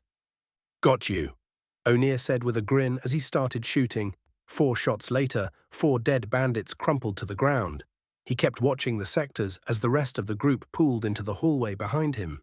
He adjusted his posture as the other warden locked shields with his fellow and began advancing. This is great, O'Neill said with a grin, glancing at Carla, who gave him an uncommitted shrug as they hid behind the wardens. Certainly useful. Breaching clear is so much easier with these two, Carla said. I know, right? O'Neill said. Then he heard rapid automatic fire. The wardens braced as heavy shots slammed into their shields and armor. They held position, seemingly unbothered. Well, that's expected. Wait for everyone to pool into the hallway, then catch up with us. Lucky we got these two, O'Neill said. All right, let's get 'em, he added, and the wardens began charging forward into the hail of bullets. O'Neill watched as they barreled into the barricade. Their enhanced armor gave them the speed and strength to smash through. Damn, they're fast, Carla said as they both broke into a sprint. O'Neill agreed. These wardens were almost 3 meters tall in full armor and twice as wide as a normal vulpus. He watched their blades flash, coming down in brutal slashes. Whatever bandits were guarding the barricade were butchered. They stood no chance. One bandit fired blindly into the warden's chest as he lay on the ground. The warden didn't even flinch and simply stomped onto the bandit, caving in his chest with a wet squelch. He saw one warden grab a bandit by the throat and lift him off the ground. The bandit drew his sidearm and emptied it into the warden's helm. The warden simply looked at the flailing man like he was an insect as the bullets sparked off his helm. Then he threw him backwards bodily, and O'Neill stomped on his hand, breaking it. Interrogate, O'Neill barked, turning away as his men got to work, the telltale sound of knives being drawn echoing ominously behind him. O'Neill knew these warden fellows were tough. Their armor looked like it was found in some ancient vault. It was massive, and it obviously didn't slow the wearer down. In fact, they moved faster than normal people. He figured he could chuck a stick of dynamite at them, and they'd just shrug it off. He scanned the surroundings. They were now in branching hallways. He could hear sobbing and shouting from one direction. The slaves were probably that way. The other direction was silent. He figured some bandits were hiding there. The slaves wouldn't keep quiet, and some would be smart enough to avoid the noise. One each, O'Neill said to the wardens. They nodded and each moved down a hallway. He turned and gave hand signals to the group behind him. They all nodded. Then he followed the warden toward the crying as his team split evenly into 2 groups. Well-oiled like a new wagon. Just the way O'Neill liked it. As they moved down the hallway, O'Neill saw rooms on the sides. His ear twitched at the sound of movement. He glanced around. Sure enough, his men were already moving to clear the rooms, rifles, pistols, and shotguns at the ready. Hold, O'Neill said, and the warden paused. O'Neill gestured toward the side rooms. The warden nodded and held position, guarding the long hallway. O'Neill moved into the first room, pistol raised. His ear twitched again. He heard movement. Somewhere. Over there. He fired behind a rickety desk. There was a wet gurgle as a bandit collapsed onto the floor. More bandits popped out, but his men were close behind, rifles raised. Shots cracked out, and the sound bounced off the walls. There were screams and shouts. When it ended, O'Neill was still standing, breathing in the scent of gunpowder and blood. Everyone okay? O'Neill asked, keeping his eye on the corners.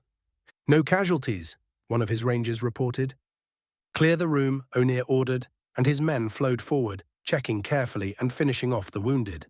O'Neill reloaded his pistols before stepping back into the hallway. He could hear gunshots echoing in the distance.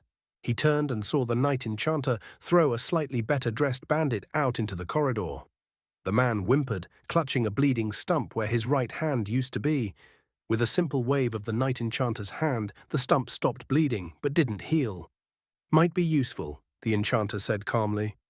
"Agreed, partner," O'Neill said with a laugh, kicking the bandit once in the ribs. The man gagged as the air left his lungs. "Hey, Martia, this one's yours," O'Neill said with a grin, and one of his rangers walked over, cool and calm, drawing her knife. The rest of the raid was calm and surgical. O'Neill grimaced as one of his men took a bullet in the head, dropping dead. These things happen, but they're never pretty. They pushed on. More than once, he sent runners to the surface for ammo. The bandits weren't making it easy. Not surprising, this was their biggest base in the region, and the underground section was huge. Eventually, they reached a dark, dingy area that reeked of bodily fluids. Sure enough, when checking the rooms, they found the occasional slave hidden under beds, naked and trembling. Rescues were quick and professional. The slaves were escorted to the surface as the team pushed deeper. O'Neill paused as a naked, shaking Vulpus was escorted past him, a poncho thrown over her shoulders. Nearby, an Imperial rifleman used his cloak to cover another trembling slave. He had seen things like this too many times. Out here in the Vulpina wastes, being born pretty ain't a blessing like one would think. At last, O'Neill reached what he figured was the main holding area. He could hear crying and whimpering from inside. The breach would be ugly. This was their last stand, and nothing fought harder than a cornered dog. "Oi, if you give up, I'll let you live," O'Neill shouted. He had no intention of doing so. Once they surrendered, he planned to line them up against a wall and have them shot. "So what? You can line us against a wall and shoot us," a voice roared from inside the room. O'Neill grimaced. Sometimes, the predictability of it all kind of worked against you. Out here in the wastes, no one really surrendered. Not because they were brave, but because they knew better. Mercy didn't exist between enemies, and everyone understood that. Lay down your arms, and maybe you'd die faster, maybe slower. Either way, trust was a fool's currency. O'Neill had seen it too many times. Men who begged, pleaded, groveled, only to be cut down once their use ran out. That was why he asked them to surrender, not because he expected it, but because it was part of the ritual. You offer the chance, they spit it back in your face, and then you kill them without blinking. Or tell yourself it was fair. Out here, last stands weren't noble. They were the only ending anyone believed in. "Ain't no mercy out here," O'Neill muttered as he checked his pistols. "Then why ask?" the Night Enchanter inquired, casting a defensive spell over him. A shimmering barrier flickered into place. "That won't last long. Can't do it too often. Draining work," the Enchanter said. O'Neill nodded in thanks. "To your question, Courtesy, we have to act a little civilized like. If not, we're monsters," O'Neill replied gruffly. "Would you have spared them if they surrendered?" the Night Enchanter asked. "The hell would I do that for?" O'Neill replied with a raised brow. "Explains a lot," the Enchanter muttered. "Like I said, we gotta ask. It's the rules," O'Neill said as he readied his pistols. O'Neill nodded. The warden stepped forward and kicked the door in. It slammed open with a crack. Gunfire met them at once. Rounds struck metal, pinged off shields, sparked against the floor. The wardens kept moving. O'Neill followed close, pistols up. The air was thick with smoke and piss. The room stretched wide, lined with holding pens, iron bars, chain link, wire twisted into locks. Men, women, children. No one spoke. They stared through the cages, silent, watching. Bandits shouted and fired from behind crates and overturned furniture. One grabbed a slave, yanked her close, using her as cover. O'Neill shot him clean through the skull. The girl collapsed as he moved past. Carla went left. Martia went right. The Rangers moved in pairs, clearing angles, returning fire. A shotgun blast rang out. A bandit staggered back, ribs torn open. Another rushed with a machete and got dropped with two in the chest. The Enchanter raised both hands. A wave of green light cut through the room, lighting up every shadow. The bandits froze, exposed. The wardens surged. One warden slammed into a barricade, shattering it. His shield caught a bandit in the ribs. A scream, then silence. The other warden grabbed a man by the leg, dragged him across the floor, crushed his head with a stomp. O'Neill moved with them. He ducked low, fired 2 rounds into a figure crouched behind a crate. Another popped up to flee, shot in the back by a ranger. A grenade rolled from behind a desk. One warden kicked it back. It went off mid-air, light and dust filling the space. No one stopped. A few bandits broke and ran. They didn't get far. The rangers cut them down. When it was done, the room held only the living and the caged. The slaves still hadn't moved. One reached out slowly, touched the cage door, then pulled back. O'Neill swept his eyes across the pens. Blood pooled between the cracks in the floor. He lowered his pistols. "Cut them out," he said. His men got to work. Bolt cutters bit through metal. Blades sawed through rope and wire. Some slaves crawled out on hands and knees. Others stayed inside, unmoving. A ranger tossed a poncho to a girl. She didn't catch it, just let it fall on her. Another helped an older man to his feet. The enchanter passed between the cages, checking for wounds, muttering small spells. One slave sobbed, another threw up. O'Neill kept his distance. He walked the perimeter, eyes still scanning. He didn't trust silence. Not here. He heard a small gurgle from a dying bandit. O'Neill looked down, and he weakly raised his hands. "Surrender," the bandit croaked, blood dribbling down the sides of his snout. O'Neill raised his gun and pointed it at his head. Should have taken that first offer. Chapter 2, 146. Good faith in the wastes. O'Neill clicked his lighter. Sparks snapped out, but no flame. He frowned and turned the device over in his hand. The casing was rough, pitted iron, stained from years of use. He drew his knife from his belt with a short scrape and jammed the tip beneath the panel. With a twist, it popped open. Inside, a wad of brown cloth sat crumpled. He pressed his thumb to it. Bone dry. He hissed through his teeth, flipped the panel shut with a metallic snap, and shoved the lighter back into his coat pocket. The knife followed, back into its sheath with a low click. "Need some fire?" a voice called out. O'Neill looked up. The night enchanter stood a few paces away, arms relaxed at his sides, fingers faintly curled. O'Neill raised one hand and tapped the brim of his hat in acknowledgement, then shifted his weight from one boot to the other and turned to face him squarely. "You're thinking of light," he said, rolling his neck until it popped. "Then do you need a light, Captain?" the enchanter asked, lifting his hand. A steady flame flickered to life at his fingertip. O'Neill pinched the cigarette from his lips, leaned in, and held it to the flame. He drew in slowly until the tip glowed red, then stepped back. Cigarette returning to his mouth as smoke trickled from his nose. "Much obliged, partner." The enchanter walked over and leaned his shoulder against the stone wall beside him, crossing his arms without a word.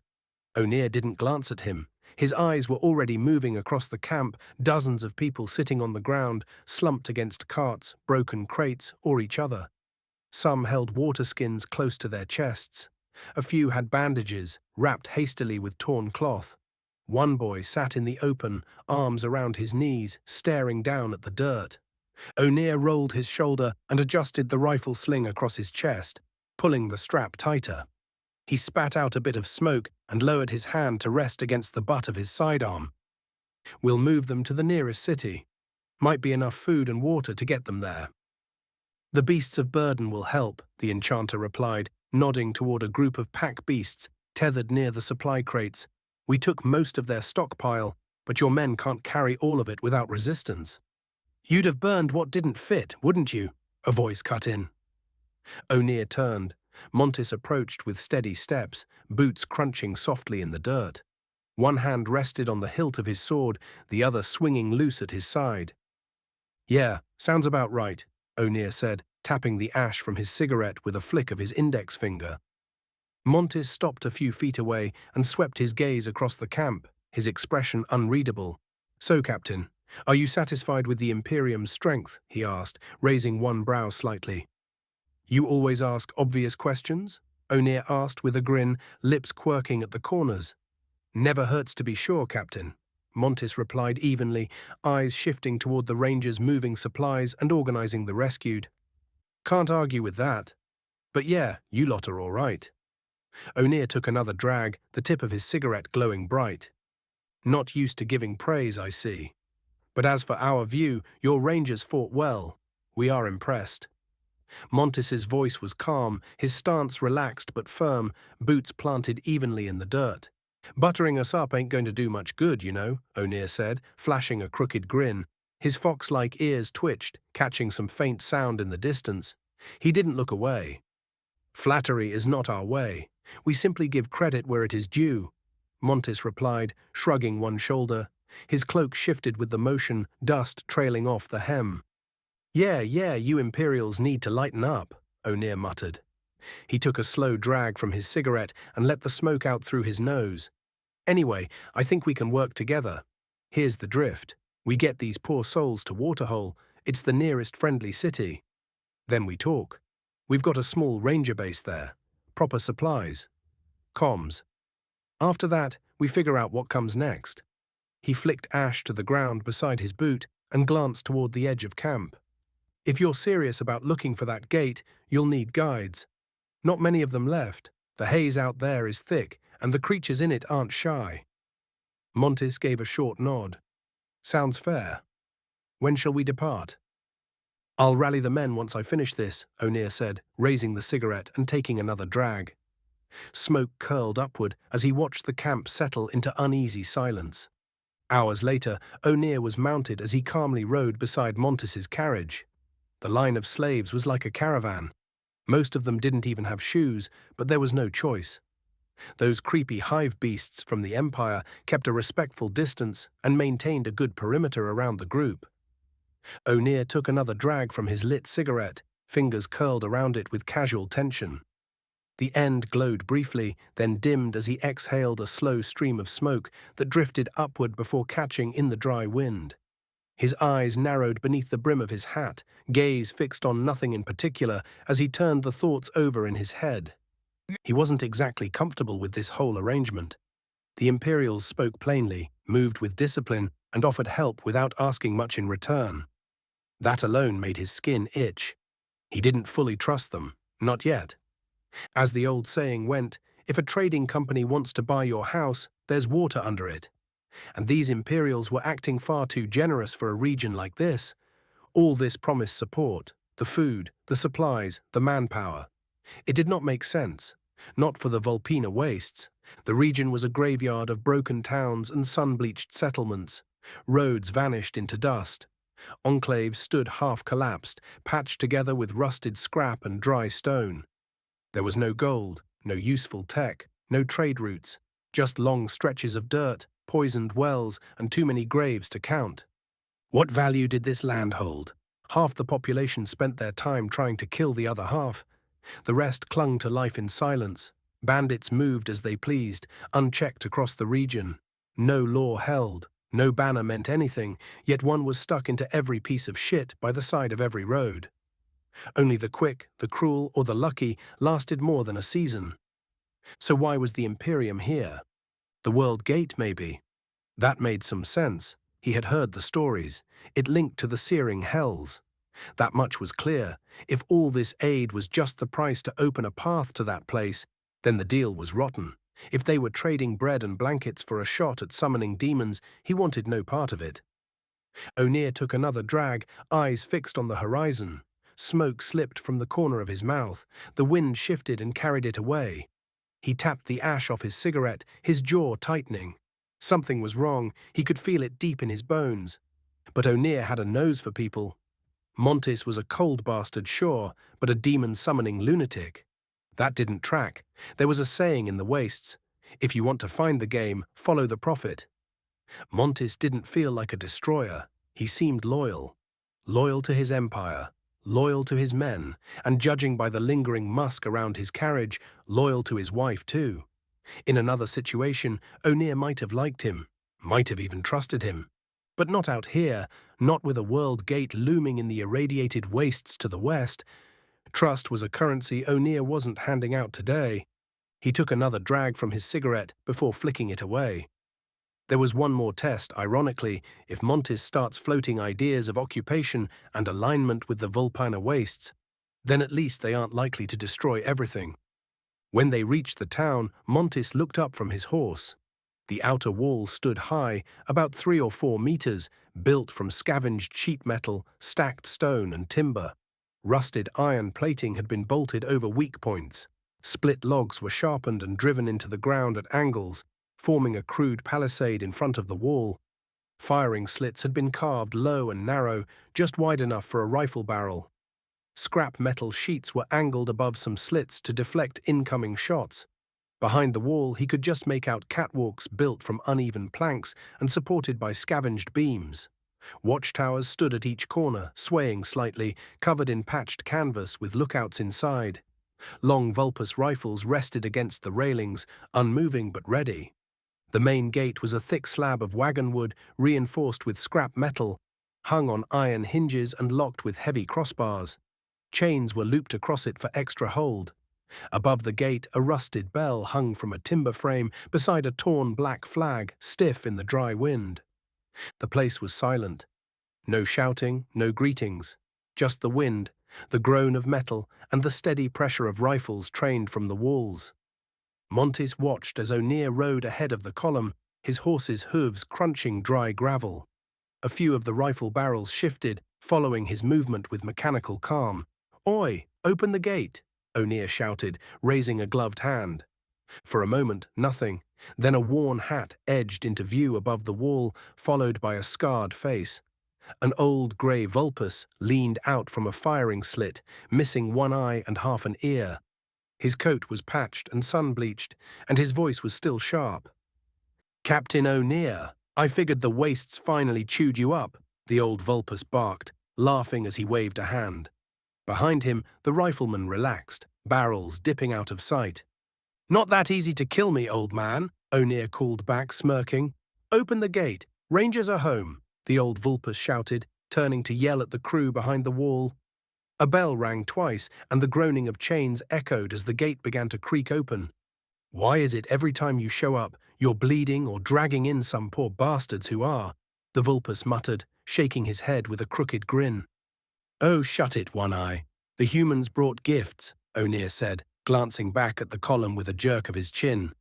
One Eye leaned forward, squinting hard. His one ear twitched as he scanned the riders. "By the sands, my eyes must be worse than I thought. These are humans. I figured they were just shaved vulpus." He let out a harsh laugh as the gates groaned open and the stench of smoke and gun oil drifted out to meet them. "Come on in, Waterhole welcomes you," One Eye called, his head disappearing behind the wall.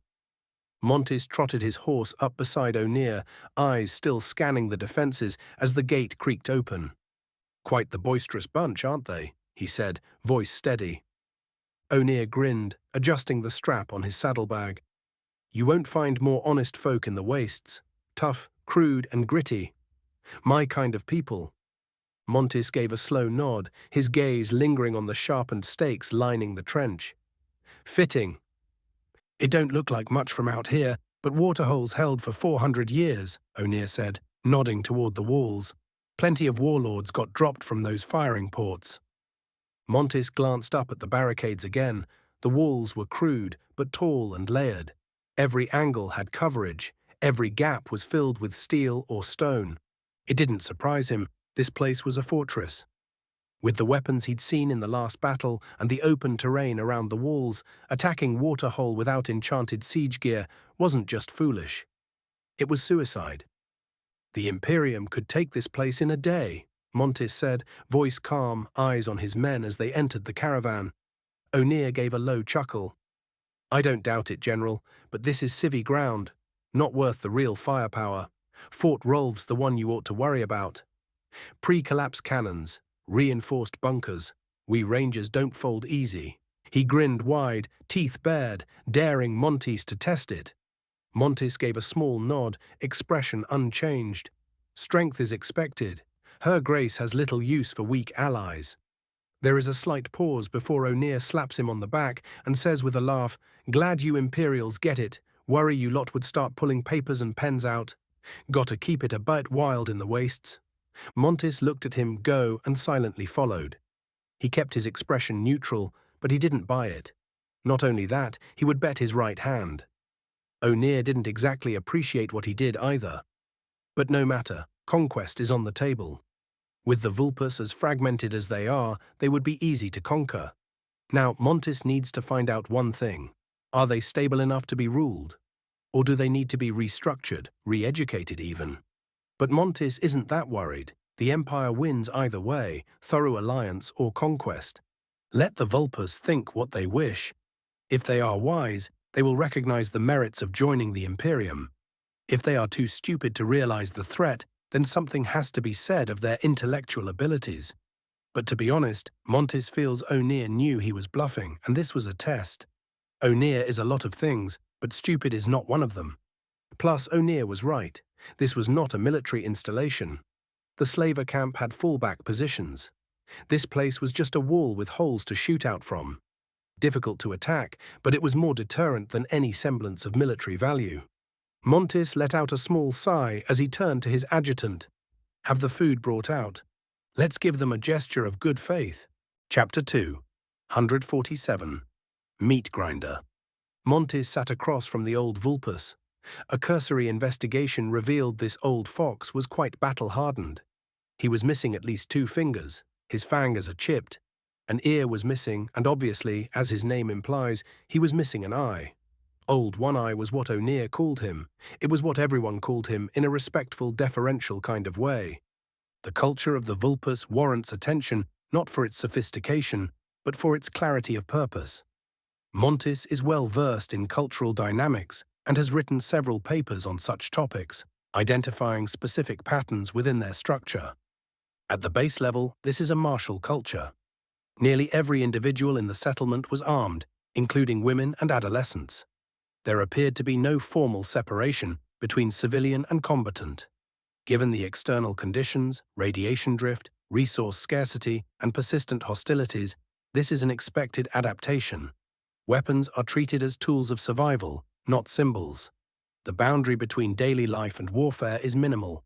Only specific units, such as the Vulpina Rangers, show signs of organized specialization, and even they seem to operate without a rigid hierarchy beyond dynamics akin to those of non-commissioned officers and ordinary combat soldiers. Combat readiness is communal, and the ability to wield force defines status more than age or role. Social structure centers around kinship and immediate survival. With no functioning central authority and no economic system beyond barter and bullet exchange, familial bonds and small networks form the core of cohesion. Trust is allocated narrowly, typically to blood relatives or long-term companions. Outsiders are handled with caution, although controlled displays of strength or usefulness can create limited entry points. Cultural transmission likely occurs through oral history, practical instruction, and imitation. Children are put to work early. There is no observable concept of extended adolescence. Ideology plays little role. Loyalty is not abstract. It is measured by utility, presence, and defense of the group. Authority within the Vulpes appears to be meritocratic in effect, though informal in structure. One Eye, marked by visible combat injuries and commanding silent respect, illustrates this dynamic.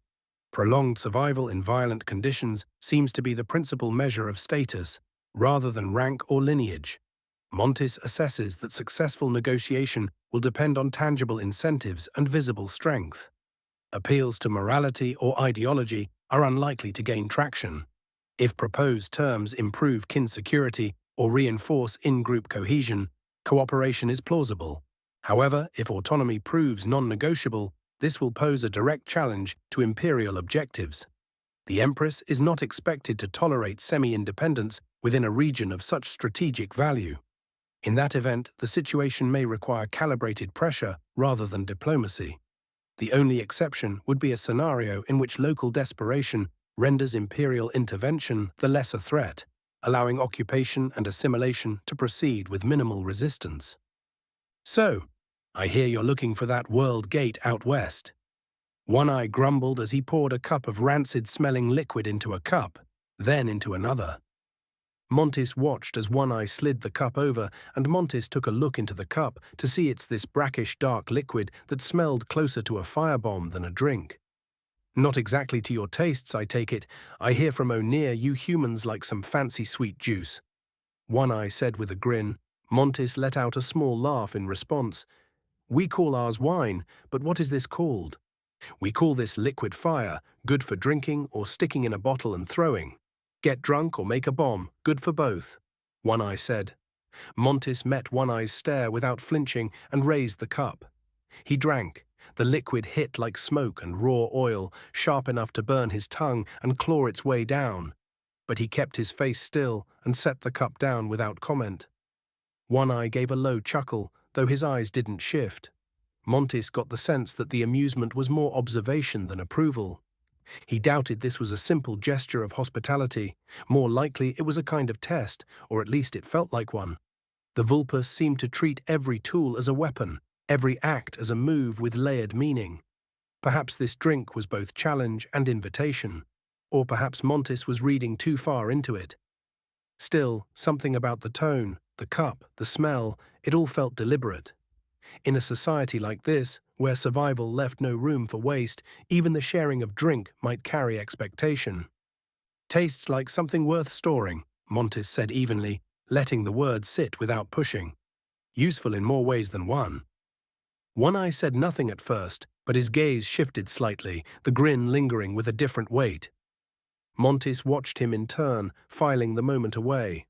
If he was right, and he couldn't be certain yet, then talks here would hinge not on promises or abstractions, but on what he could offer that aligned with their priorities. One Eye took a drink and sighed. "Tastes like shit," One Eye grumbled. Montis watched him look up with his one eye. "You got any of that wine?" "Deg, Black King, deg." Janus growled as he swung his blade and carved through another charging demon. The creature gurgled, spasming as steel tore through its throat. He twisted and ripped his two-handed sword free in a spray of burning blood. Around him, the field stank of sulfur and old death. The air shimmered with residual heat, the sky a dull, bruised grey. Once, he had been the War Master. He'd moved entire legions across realms with a single command. Now, just another assault captain grinding forward with an elite unit. They were smashing into the gates of the Sloth Ring, making progress, but only barely. They had broken past the outer line. Now came the meat. Janus had expected it. This wasn't chaos, this wasn't a desperate defense. This was doctrine. Defense in depth, the standard strategy for any world gate. Between rings, there was only ever one crossing, a single bridge of existence that could not be flanked, flown over or bypassed. With no other entry points, defenders could dig in with complete commitment. And they did. Every time. Janus knew this well. He'd written some of those trench doctrines himself. 20 layers of static defense lay ahead, trenches, spike pits, overlapping bunkers, hell ordnance fixed into reinforced kill zones. Magical traps lined the approach, chronomancy wards that slowed attackers to a crawl, summoning pylons that spat fresh elementals in waves, resurrection nodes built into the terrain to revive dying defenders faster than they could fall. Every layer was designed not to repel, but to exhaust. World gates weren't meant to be held forever. They were meant to make sure that by the time the enemy got through, they were no longer an army, just a blood-soaked rabble. And now Janus was on the receiving end of the very architecture he once praised for its efficiency. He knew exactly how much this would cost. And he kept moving anyway. He knew it wasn't insurmountable. He was leading Wrath legions, famously brutal, hard-hitting troops. Rumors claimed one Wrath berserker was worth 3 soldiers from other rings, and judging by what Janus was seeing, that wasn't far off. A berserker roared and vaulted into a nearby trench, twin axes flashing. Janus followed, dropping in behind him. He landed just in time to see the Wrath demon bury an axe into a sloth defender's face with a wet crunch. Janus parried an incoming strike, twisted, and opened the attacker's throat in one clean motion. He turned, expecting more, but before the next wave could reach them, a surge of black lightning tore through the trench and reduced the sloth demons to ash. He looked up. As expected, Rosa floated down, her demonic illusion holding steady. Her expression was sour, annoyed, and slightly miserable. Right behind her came Surchax, visibly more energetic with a wicked grin. Surchax looked like she was having the time of her life. "What now?" Surchax asked, too cheerful for the situation. Tobias dropped into the trench behind them, his heavy axe dripping with demonic blood. "Trench network should lead that way, if I'm not wrong," Janus said, pointing down the line. He paused when a roar echoed from deeper in the enemy formation. "Counter!" he shouted. The Wrath demons scrambled out of the trench, weapons raised. They knew the drill. The trench was standard design, built with one-sided cover. The outer wall had firing steps and fortifications. The inner wall, the attacker's side, had nothing. Stay too long, and the defenders could fire straight down into you. That was the intent. It was never meant to be held from this side. Janus pulled himself out, his hands slipping on blood and viscera smeared across the black stone. Some of it had clearly been rotting for days. The trench stank of death, old meat, and decay. He turned just in time to see a wave of sloth infantry closing in, jagged sabers raised. Then Surchax laughed. It was light and clear, like a bell ringing through smoke. The glowing eye on her forehead lit up, pulsing with power. The sloth demons froze in place, their charge collapsing into stillness. "Kill yourselves," Surchax said, cheerful as ever. The sloth demons obeyed. With dead eyes and slack expressions, they raised their blades and opened their own throats. One by one, they dropped in silence, blood soaking the trench floor around them. "Why can't you just do that all the time?" Tobias growled. He tightened his grip on his axe, still watching the collapsing bodies with a scowl. "Where's the fun in that?" Surchax replied with a shrug. She flicked some blood off her fingers, then casually towed one of the corpses. "Besides, if we make it look too easy, the commander might pull back. We can't push too fast. We're only halfway through the trench line." "Stop complaining and earn your keep," Janus spat. He stepped past her without slowing, his blade already rising toward the next target. Tobias bristled and took a sharp breath through his nose.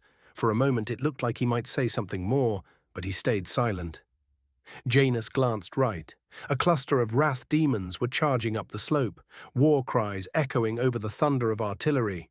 Blades out, eyes locked ahead, they moved like a hammer swing meant to crack the line wide open. Then the air shifted. Magic rolled out from the enemy ranks, silent at first, like a wave of pressure sliding beneath the skin. The effect was instant. The lead wrath demon faltered mid-stride, his axe dipped. Then he stopped entirely, swaying where he stood. The others followed, staggering as if drunk. One dropped to his knees, clutching his helmet. Another dropped his weapon and began to mumble, eyes glazed. The push had collapsed before it even reached the halfway mark. Then the ether bolts came, dozens of them. They arced through the air in shimmering volleys, trailing sparks like cursed fireworks. The stalled wrath formation had no cover, no defense. Bolts tore through their armor, punched through shoulders, heads, chests. Screams followed in ragged bursts before being cut off mid-breath. One demon's body jerked violently, then another, then 5 more. In under 10 seconds, the slope was littered with twitching corpses and burning fragments of gear. The Hell engine answered. Its main cannon roared, kicking up dust and bone fragments as it fired point-blank into the slope. Gimbaled ether repeaters locked onto movement and opened fire, spitting arcs of searing magic in tight, controlled bursts. Janus watched as the stream of ether bolts found the sloth mage responsible for the enchantment. The demon barely had time to react. The bolts tore through him, slicing through robes, flesh, and bone in a blink. The mage's body came apart, mid-scream. His torso dropped backward, while an arm spiraled through the air, landing in the mud with a dull slap. For a moment, his lower half stood twitching before collapsing. The wrath demons on the slope did not cheer. They simply kept moving. Then Janus saw it. A flash of light, quick and sharp, followed by the muzzle flare of a concealed cannon hidden deep in Sloth's line. The ether-coated shell tore through the air and slammed into the Hell engine behind him. The explosion hit like a hammer. The turret was ripped clean off, sent flying in a trail of smoke and flame. Fire burst from the open cavity, spewing upward like a geyser as fuel and ether ignited at once. The metal beast groaned, then collapsed in on itself, armor plates peeling away under the heat. "Looks like we found out what killed this one," Surchax said. She crouched beside the smoldering wreck, lazily flicking a glowing shard off her knee. "So what now?" Rosa asked as more shots pinged off the side of the ruined Hell engine. Janus peeked out, eyes narrowing. Across the smoke-choked field, sloth soldiers were rallying, their ranks reforming with sluggish discipline. He grimaced. Another counterpush was coming. He scanned the slope. The Wrath legions were pulling back, their charge losing steam, momentum bleeding out of the assault like a severed artery. He let out a breath through his teeth. "For fuck's sake," Janus muttered. "Well, we got further than last time," Surchax said, her voice calm, almost cheerful. Janus growled and hauled himself up, feet crunching against ash and shrapnel as he broke into a run down the slope. Behind him, Surchax's voice echoed through the haze. "It's been fun, everyone. Now would you slothful dears kindly kill yourselves?" Chapter 2, 148. A Path Forward. Rosa grumbled as she sank into the ornate chair beneath her. This was the worst assignment she could imagine. The air was dry and acrid, heavy with the stench of sulfur and ash. Demons, when they died, eventually crumbled to dust, and now she was forced to breathe and wear the remains of the damned. She was covered in dead demons. Only Surchax would think it fitting to conjure gilded chairs and a touch of courtly grandeur directly behind a trench line, as if the slaughter before them were nothing more than a stage play to be enjoyed from the best seats in the house. "Don't look so glum, Rosa. It's not all bad. Here, have some wine." Surchax's voice was light, mocking. Rosa looked up, expression grim, just as a bound demon was levitated toward her, thrashing and screaming into its gag. She sighed and raised her hand, magic flowing as she seized control. The gagged shrieks faltered into silence as she drew the creature close. Rosa opened her mouth and bit deep into its neck. In a blink, its body shriveled like a punctured bladder, leaving only a withered husk. With a flick of her hand, she cast it aside, where nervous servants hurried forward to drag it away. Another in a long line. This was no campaign, no clean war, only a grinding quagmire that had dragged on for months. Demons hurled at each other like fodder. Most of them slaves, souls shackled by desperate contracts they could never escape. "Ah, Rosa Maledicta," the voice cut across the chamber. Rosa turned, already expecting the presence of an Ars Goetia. Demonic nobility were not bound to their lesser wings. They played the great game across the rings of sin, untouched by the endless slaughter of their pawns. "And of course, how could I not greet you, Lady Surchax? You are just as terrifying as I remember." The demon bowed low, his tone steeped in courtly grace. "I almost failed to recognize you. Your mastery of illusion truly has no equal." Rosa glanced at Surchax. Her lips curved into a smirk as a third eye opened on her forehead, glowing with an eerie light that made the air hum with raw ether. "Of course," Surchax said, her grin sharpening, "my illusions are lies made real, deceptions that trick the world itself." The Ars Goetia nodded reverently. "I have heard the tales, but even now I see nothing. Only the faintest ripple of ether, as if reality itself refuses to betray you. Ah, how I miss the flattery you demons are so quick to pour." Surchax laughed, but her amusement died swiftly. Her eyes went cold, her presence sharp as a blade. Rosa felt her hair rise as the weight of it pressed over the chamber. "Now," Surchax asked, her voice like frost, "what do you want?" The Ars Goetia stiffened and bowed again. "It is no trouble, I assure you." But he faltered as Surchax's third eye shifted hue, burning an ominous blue. "Your head is too tall, Ars Goetia," she said with casual disdain, leaning back into her plush chair. "I dislike raising mine." The noble froze, then quickly sank to his knees. He pressed his hands into the ash-laden earth and dared only to raise his head enough to meet her gaze. Sweat ran down his brow. "Do you know why I let you prattle on and pour out flattery as if it were wine?" Surchax asked. The demon strained but kept silent. Rosa almost respected him for it. At least he knew when to shut up. "Because it tells me you are afraid," Surchax continued, her voice cool, each word sinking like a stone into water. "Every compliment, every honeyed phrase drips with fear." For a moment, mirth flickered in her eyes. "And you must have truly angered someone to be sent groveling before me." "Now out with it," Surchax went on, her tone sharpening. "The attack is due soon, and my new master expects me to play my part. If you are still wasting my time when it begins, I may just drag you along for my amusement. Let us see if you die out there. That would be entertaining." Her smile widened. What had moments ago been pearly white teeth now stretched into long, needle-like fangs. the maw of some abyssal predator bared in delight. "Simply this, my lady," the demon forced out through clenched teeth, straining as if every word fought against a spell that bound him. "I highly doubt it is simple," Cerchax replied. "You Ars Goetia are never simple. You only pretend at depth, dressing yourselves in layers of intrigue that do not exist." She idly inspected her nails, brushing them against her dress with careless grace. "The theatre grew tiresome ages ago." Her eyes lifted, cold and amused. "So tell me, what dull little scheme have your betters concocted this time?" The demon froze as Cerchax's gaze locked onto him. For a heartbeat, the illusion of her body wavered, and something far older pressed in, vast and crushing, as if the deep sea itself had coiled around his throat. The weight of ages bore down, drowning every thought he tried to summon. Rosa watched him tremble and half wondered if he had been sent here to die for someone's amusement. "To recover a relic you might be interested in," the demon gasped. "Oh, trinkets," Cerchax purred. She clapped her hands together, and at once the pressure lifted. The demon collapsed forward, dragging in ragged breaths, freed from the invisible grip that had bound him. He remained on his knees, head bowed low. Rosa grimaced. He didn't need chains to know how to show humility. Cerchax was the mistress of the Azure Sea, a being fashioned by the hand of an old god itself.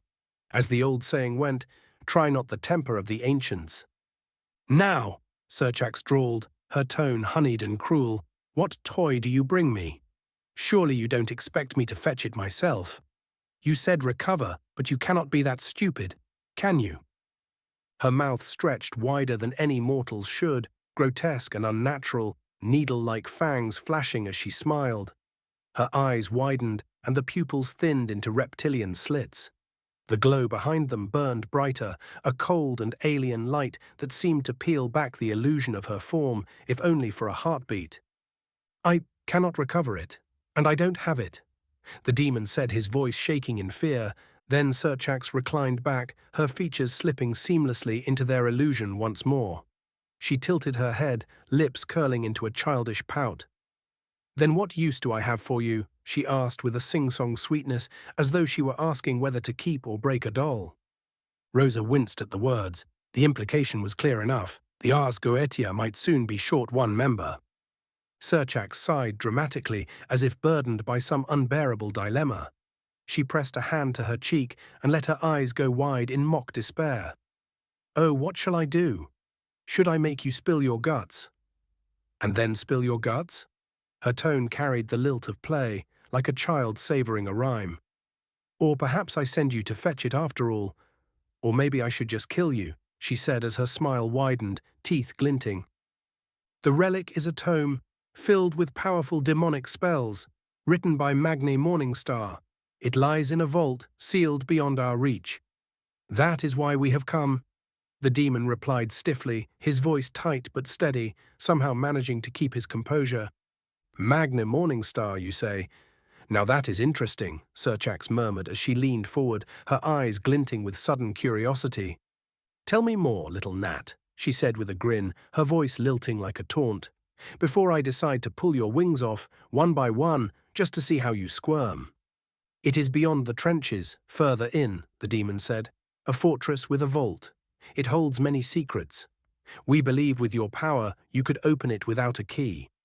Cerchax tilted her head slightly, an unspoken gesture urging him to continue. "There are great treasures within. All we ask is—" A sudden flash split the air. Rosa flinched as the Ars Goetia vanished, his body reduced to a smear of ash and gore in the dirt. Cerchax had not moved.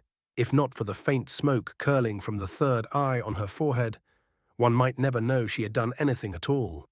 She clearly had no intention of hearing what he wanted in return. She rose smoothly, dusting herself off, as if she had brushed against something mildly unpleasant. "Right then," she said brightly. "Shall we prepare for the next attack? The vault will take time to reach, but I doubt that book is going anywhere." Montis looked at Old One-Eye, who met his gaze with a grin. He had been here only a few days, yet the planning was finished and the agreement sealed. "Honestly, General, this is the best deal I have ever made. Old One-Eye said with a laugh as he raised his cup of Elysian wine. I was expecting more resistance, Montis admitted with a frown. I have more or less annexed you. He was suspicious. It felt too easy. How did you annex a people with nothing more than a garrison, food, and wine? Granted, it was just one small town, but still. You know the last time we ate like this? One-Eye asked. I am uncertain, Montis replied. I will tell you, never. What the fuck is a fruit? We didn't even know what sugar was. One-Eye roared, spittle flying across the table. You think we like living this way? It's miserable. Our booze is whatever we can scrap together, and not a year goes by without some child dying from ether poisoning. With the crawling ether, it is only a matter of time before we are swarmed by refugees from the West. Montis paused, staring at One-Eye. What he said was true. Yet Montis had expected them to fight harder for their independence. Instead, they had caved almost immediately. Fact is, we ain't got much to lose, truth be told. Population's going down, One-Eye said bitterly. O'Neill and the younger ones think they can turn the tide, but the facts are straight. We got a few more generations in us at most. Won't even need the ether wave to kill us. His voice turned somber as he took another sip of wine. As he spoke, Montis studied him in silence. Old One-Eye looked every bit the relic of too many battles, a scarred and greying fox whose missing ear and ruined eye gave him a permanent air of exhaustion. The fur along his muzzle had lost its fire, dulled to a tired ash, and the lines in his face ran deeper than age alone could carve. His single good eye, once sharp, carried the weary glaze of someone who had outlived too many comrades. Even as he lifted the cup to his lips, there was no triumph in the gesture, only the hollow reflex of an old soldier who knew the war was already lost. My people have a saying, fear an old man in a profession where most die young, Montis stated. Aye, but I just got lucky. This, One-Eye muttered, gesturing at the ragged stump of his ear. And this, he tapped the scarred ruin of his eye, that is all it is. Not skill, not strength. Just luck, and a cruel sort of luck at that. Montis caught the way his one good eye dulled as he spoke, its fire fading into something colder. It was not the pride of a survivor, but the weary admission of a man who had lived too long and lost too much. How open would your people be to leaving this place, to lands beyond the mountain? Montis asked. He noticed the flick in One-Eye's single good ear. Partially. Some would go, mostly the parents. The young bucks and vixens would want to stay. This place is home, harsh and unforgiving as it is. But still home, One-Eye said. He drained the last of his wine, and Montis pushed the bottle across the table, offering more. What about you? Would you go? And if you said something, would they listen? Montis pressed. I haven't got many years left in me, General. The future is in the hands of people like O'Neill and the Rangers out west, and in the north. If it were up to me, I would just want to see a real tree once in my life, with green leaves like the stories said. Maybe drink more of this stuff while I can. One-Eye said, his voice caught between bitterness and a quiet longing. I assumed the real problem would be crossing the valley. The ether levels there are too high for a mass exodus, Montis said. One-Eye nodded silently. Rangers scouted it a while back, found the same thing. This place will be our grave at this rate. Truth is, I don't see what else you all could do to us, One-Eye said with a sigh as he refilled his cup. Frankly, at first I wasn't so sure about you lot. But after seeing the food and the wine, well, I can tell you come from a better place. He sighed again, his single good eye heavy with resignation. I am on borrowed time, and so is everyone else. The way I see it, better to gamble on you than let this damned land swallow us whole. So you are willing to cooperate with us. Help us locate the World Gate, and I am sure we can work something out. My home is not opposed to refugees. I oversaw refugee settlement personally in the Avalonian Empire. I can assure you we have systems in place. I built half of them myself, Montis said. Sounds fair, but you will have to persuade the young ones, not me. I would push for it, but let's be honest, it will be some time before you reach that gate, One-Eye said, locking his gaze with Montis. Montis paused before replying. We need a resupply hub. I can place a garrison here and bring in supplies. Consider it a token of goodwill. One-Eye was silent for a long moment, then smiled faintly, baring a jagged row of teeth, many of them chipped or missing. Sounds fair, General. Chapter 2, 149, Doctrinal Difference. O'Neill grimaced as he hefted the pack onto the hive beast's broad back. The load was heavy with supplies, mostly those strange metal tins the humans insisted on carrying.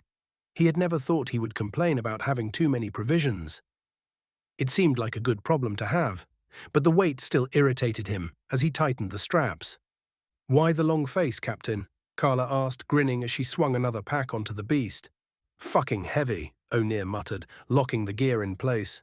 He drew his long rifle and opened the action, exposing the receiver. A faint trace of rust caught his eye, and the edges were dull from use. "Can't get back to Fort Rolf soon enough," he said, snapping it shut and sliding it into its holster on the saddle. "Yeah, these guns aren't holding up too well," Carla replied. She was inspecting her own weapon, peering down the barrel.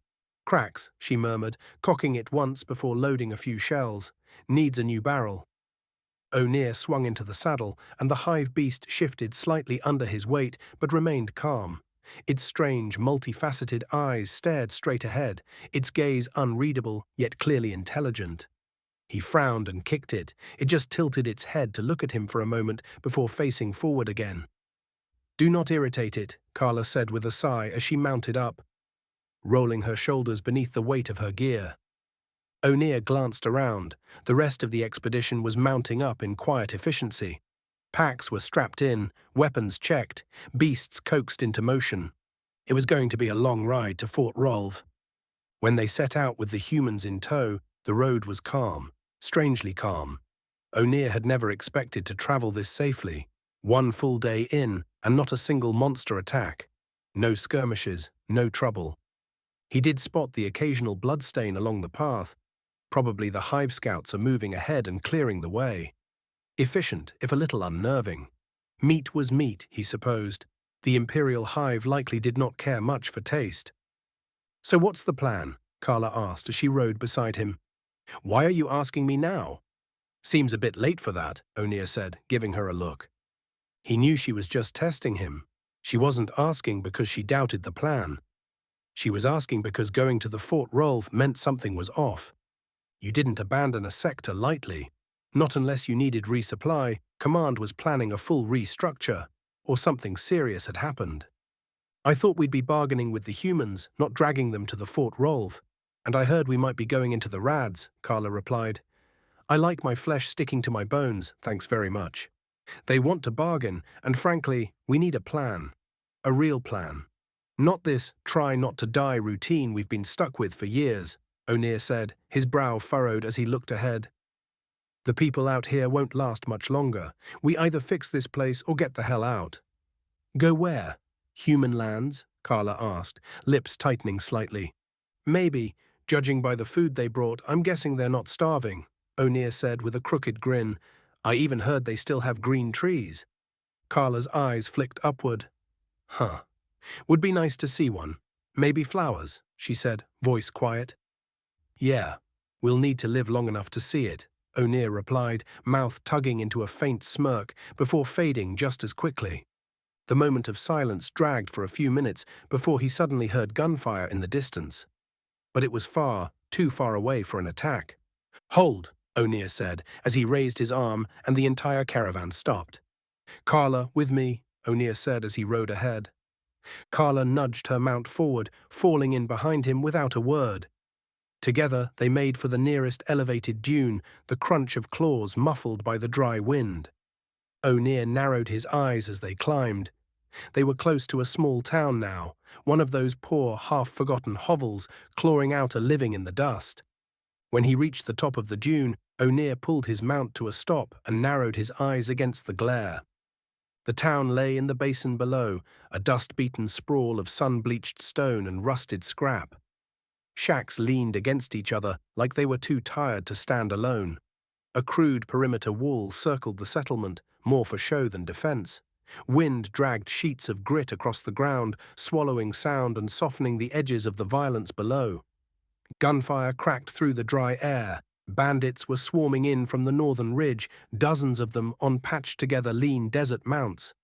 Their weapons flared with muzzle flashes, sending bursts of gunfire toward the town's outer line. Smoke drifted up from a warehouse near the edge. Flames licked at its roof, struggling to catch in the dry air. Civilians sprinted between cover, ducking behind broken walls and overturned carts. The defenders held their ground, firing back from sandbag nests and behind scrap metal barricades. Tracer rounds zipped through the haze. The air vibrated with the sharp rhythm of rifles and the deeper cough of mounted guns. "Shit," O'Neill muttered. His face tightened as he turned his mount and rode hard back toward the convoy. "Rangers, with me!" he called out. His men broke away at once, claws pounding against the sand. The Imperials stood still, watching the dust trail rise.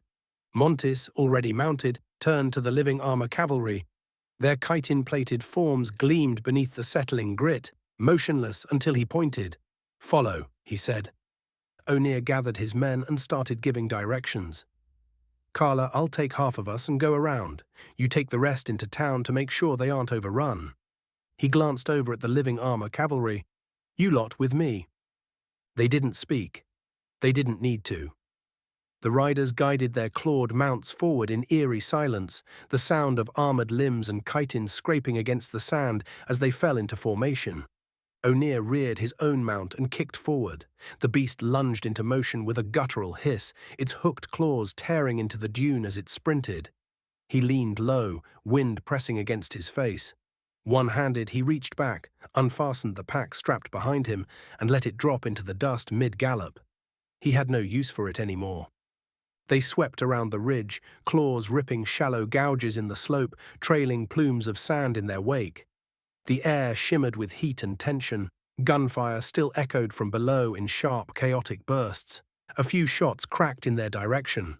O'Neill saw the flashes, tracked the arc of panic-fired rounds that fell well short. He sneered. Too far, too slow. The bastards couldn't hit air if it stood still. Behind him, the living armor cavalry moved with brutal grace, spreading into a loose wedge.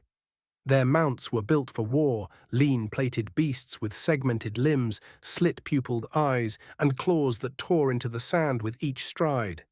The riders lowered their lances, visors down, eyes locked forward. No words, no signals, just focus. O'Neill pulled his rifle free, checked the chamber with a quick glance, and gave a sharp nod to no one in particular. Below, the shouts were rising, thin, panicked, barely cutting through the wind and the rattle of gunfire. "Come on, boys, let's give them a ranger's welcome," O'Neill shouted. He fired a round into the sky. The crack rang out sharp and clean. His men roared back, voices fierce and full of fire. Morale surged. Then they charged. The moment the ridge dropped away, O'Neill leaned forward and gave his mount the signal. The beast lunged down the slope, claws tearing into the sand. Behind him, the Rangers charged in formation, coats snapping, weapons raised. Pistols flashed, shotguns boomed, and the air filled with dust and fury. O'Neill's rifle cracked twice. Two raiders dropped mid-turn, their mounts screaming as they stumbled over the dead. Shouts rose from the enemy ranks, panicked and disorganized. Some fumbled for weapons, others tried to run. Then the Rangers hit. One ranger rode low and fast, shotgun balanced in one hand. He fired both barrels into a knot of bandits, sending limbs flying. Before he could reload, a round struck him clean in the chest. He toppled from the saddle, hitting the ground hard, his mount clawing the air before stumbling to a halt. Another ranger, yelling as he fired his pistol, took a shot to the throat. He fell backward off his mount, blood spraying across the sand. His mount kept running, riderless, crashing into a barricade with a guttural shriek. O'Neill pressed forward. His mount slammed into a pair of bandits, crushing one underfoot. He brought his rifle down like a club, cracking the skull of the second. Blood splattered across his coat. He turned and fired into a third, point blank, dropping the man mid-scream. To the right, the living armor cavalry tore through the bandit line with savage precision.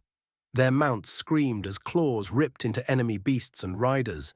Lances punched through torsos, pulled free with wet slurps, then stabbed again without pause. One living armor dismounted and waded into the melee, cleaving through flesh like it was nothing. Another ranger let off a blast from his shotgun while still mounted. The recoil rocked him, but the shot ripped through two raiders charging with spears. Before he could fire again, a lucky round struck his shoulder, spinning him from the saddle. He hit the ground with a grunt, trying to crawl back, but a bandit finished him off with a crude blade before being shot down himself. The town's defenders opened fire from behind crates and sandbagged walls. Their bullets tore into the chaos. Bandits caught between two fronts panicked. Some dropped weapons, others screamed for help.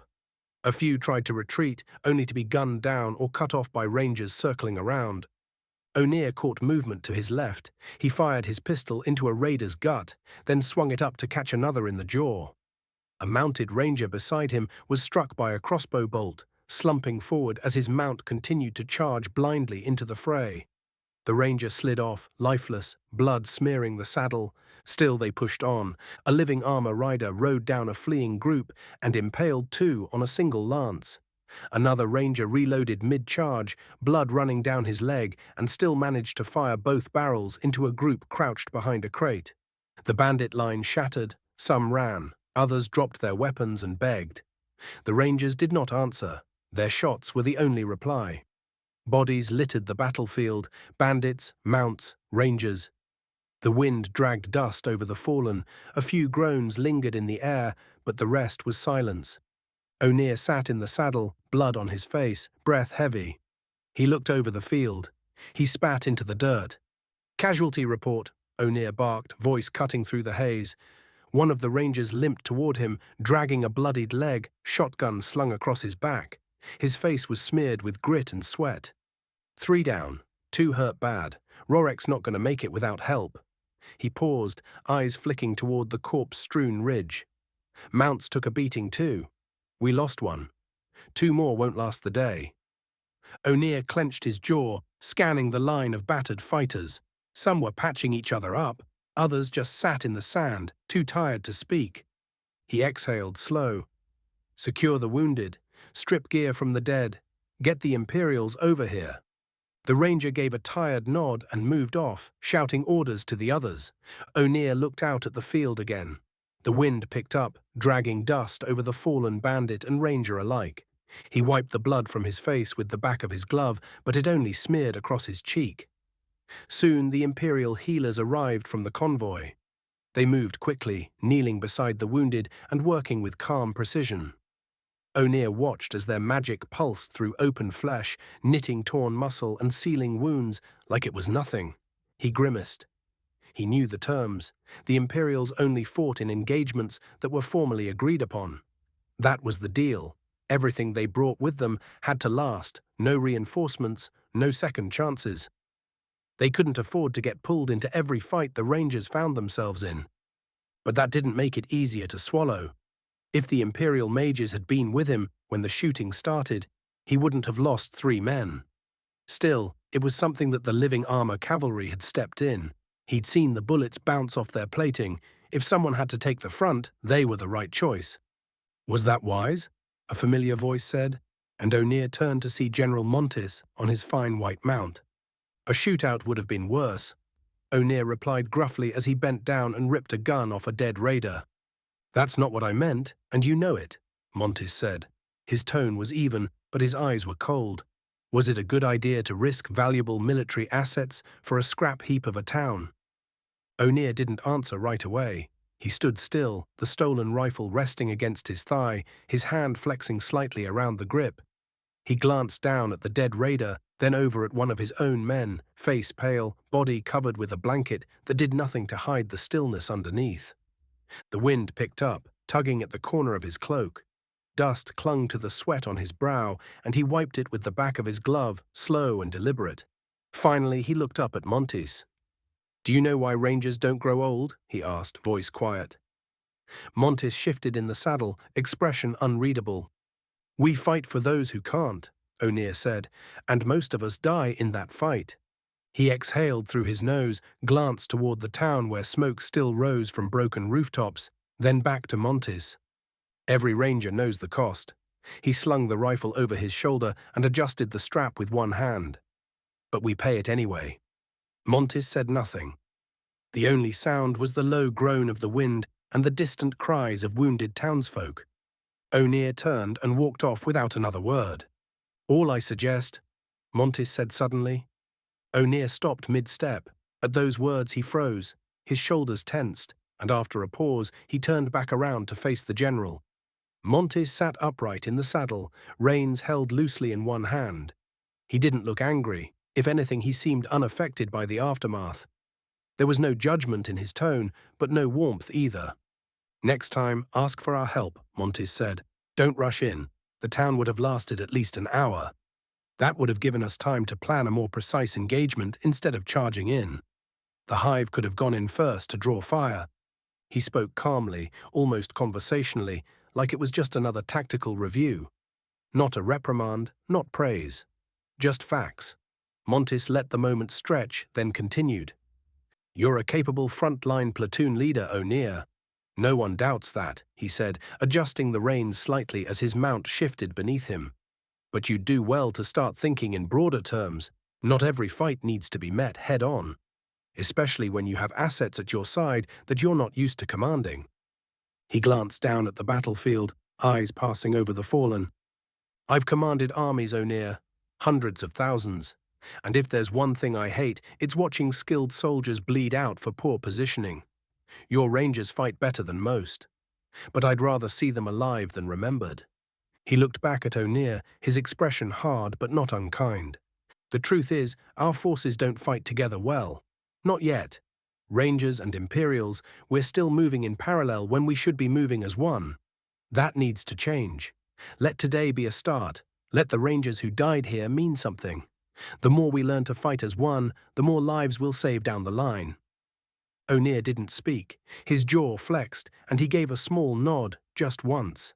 His eyes drifted again toward the wounded, then to the burned-out edge of the town where smoke still rose. Montes didn't wait for a reply. He gave a short tug on the reins, and his white mount turned smoothly beneath him. Without another word, the general rode back toward the convoy, armor gleaming through the grit. O'Neill stood there a while longer. Then he turned and walked back toward the fallen, boots crunching in the dirt, hands already reaching for the nearest discarded rifle. He knew Montes was right. That didn't mean he liked asking for help. His mum always said he was stubborn. The general wanted formations and schedules. That worked in the places Montes came from. Places with clean supply lines, standing armies, and spellcasters on standby. Maybe it wasn't just preference. Maybe it was habit born from having more to work with. He paused at that thought. Montes had said he'd commanded hundreds of thousands. That number stuck with him. O'Neill had never even seen that many soldiers, not in one place. He couldn't imagine what it was like to move that kind of force, to carry that much weight in your head every time you gave an order. Out here, you were lucky to get 20 men who could shoot straight and follow orders. Out here, a man moved fast or died slow. Still, the thought sat heavy in his gut. The Rangers were bleeding thin. Too thin. A curse rose in his throat, bitter and hot. Smug bastard. Announcement. "Hi everyone, just a quick announcement. I will be going on holiday until the new year, so there might not be updates until then. I will see if I can write on the go, but can't promise anything. So enjoy the weekly release. Hope it makes up for the delay. See you guys next year. Merry Christmas and Happy New Year in advance."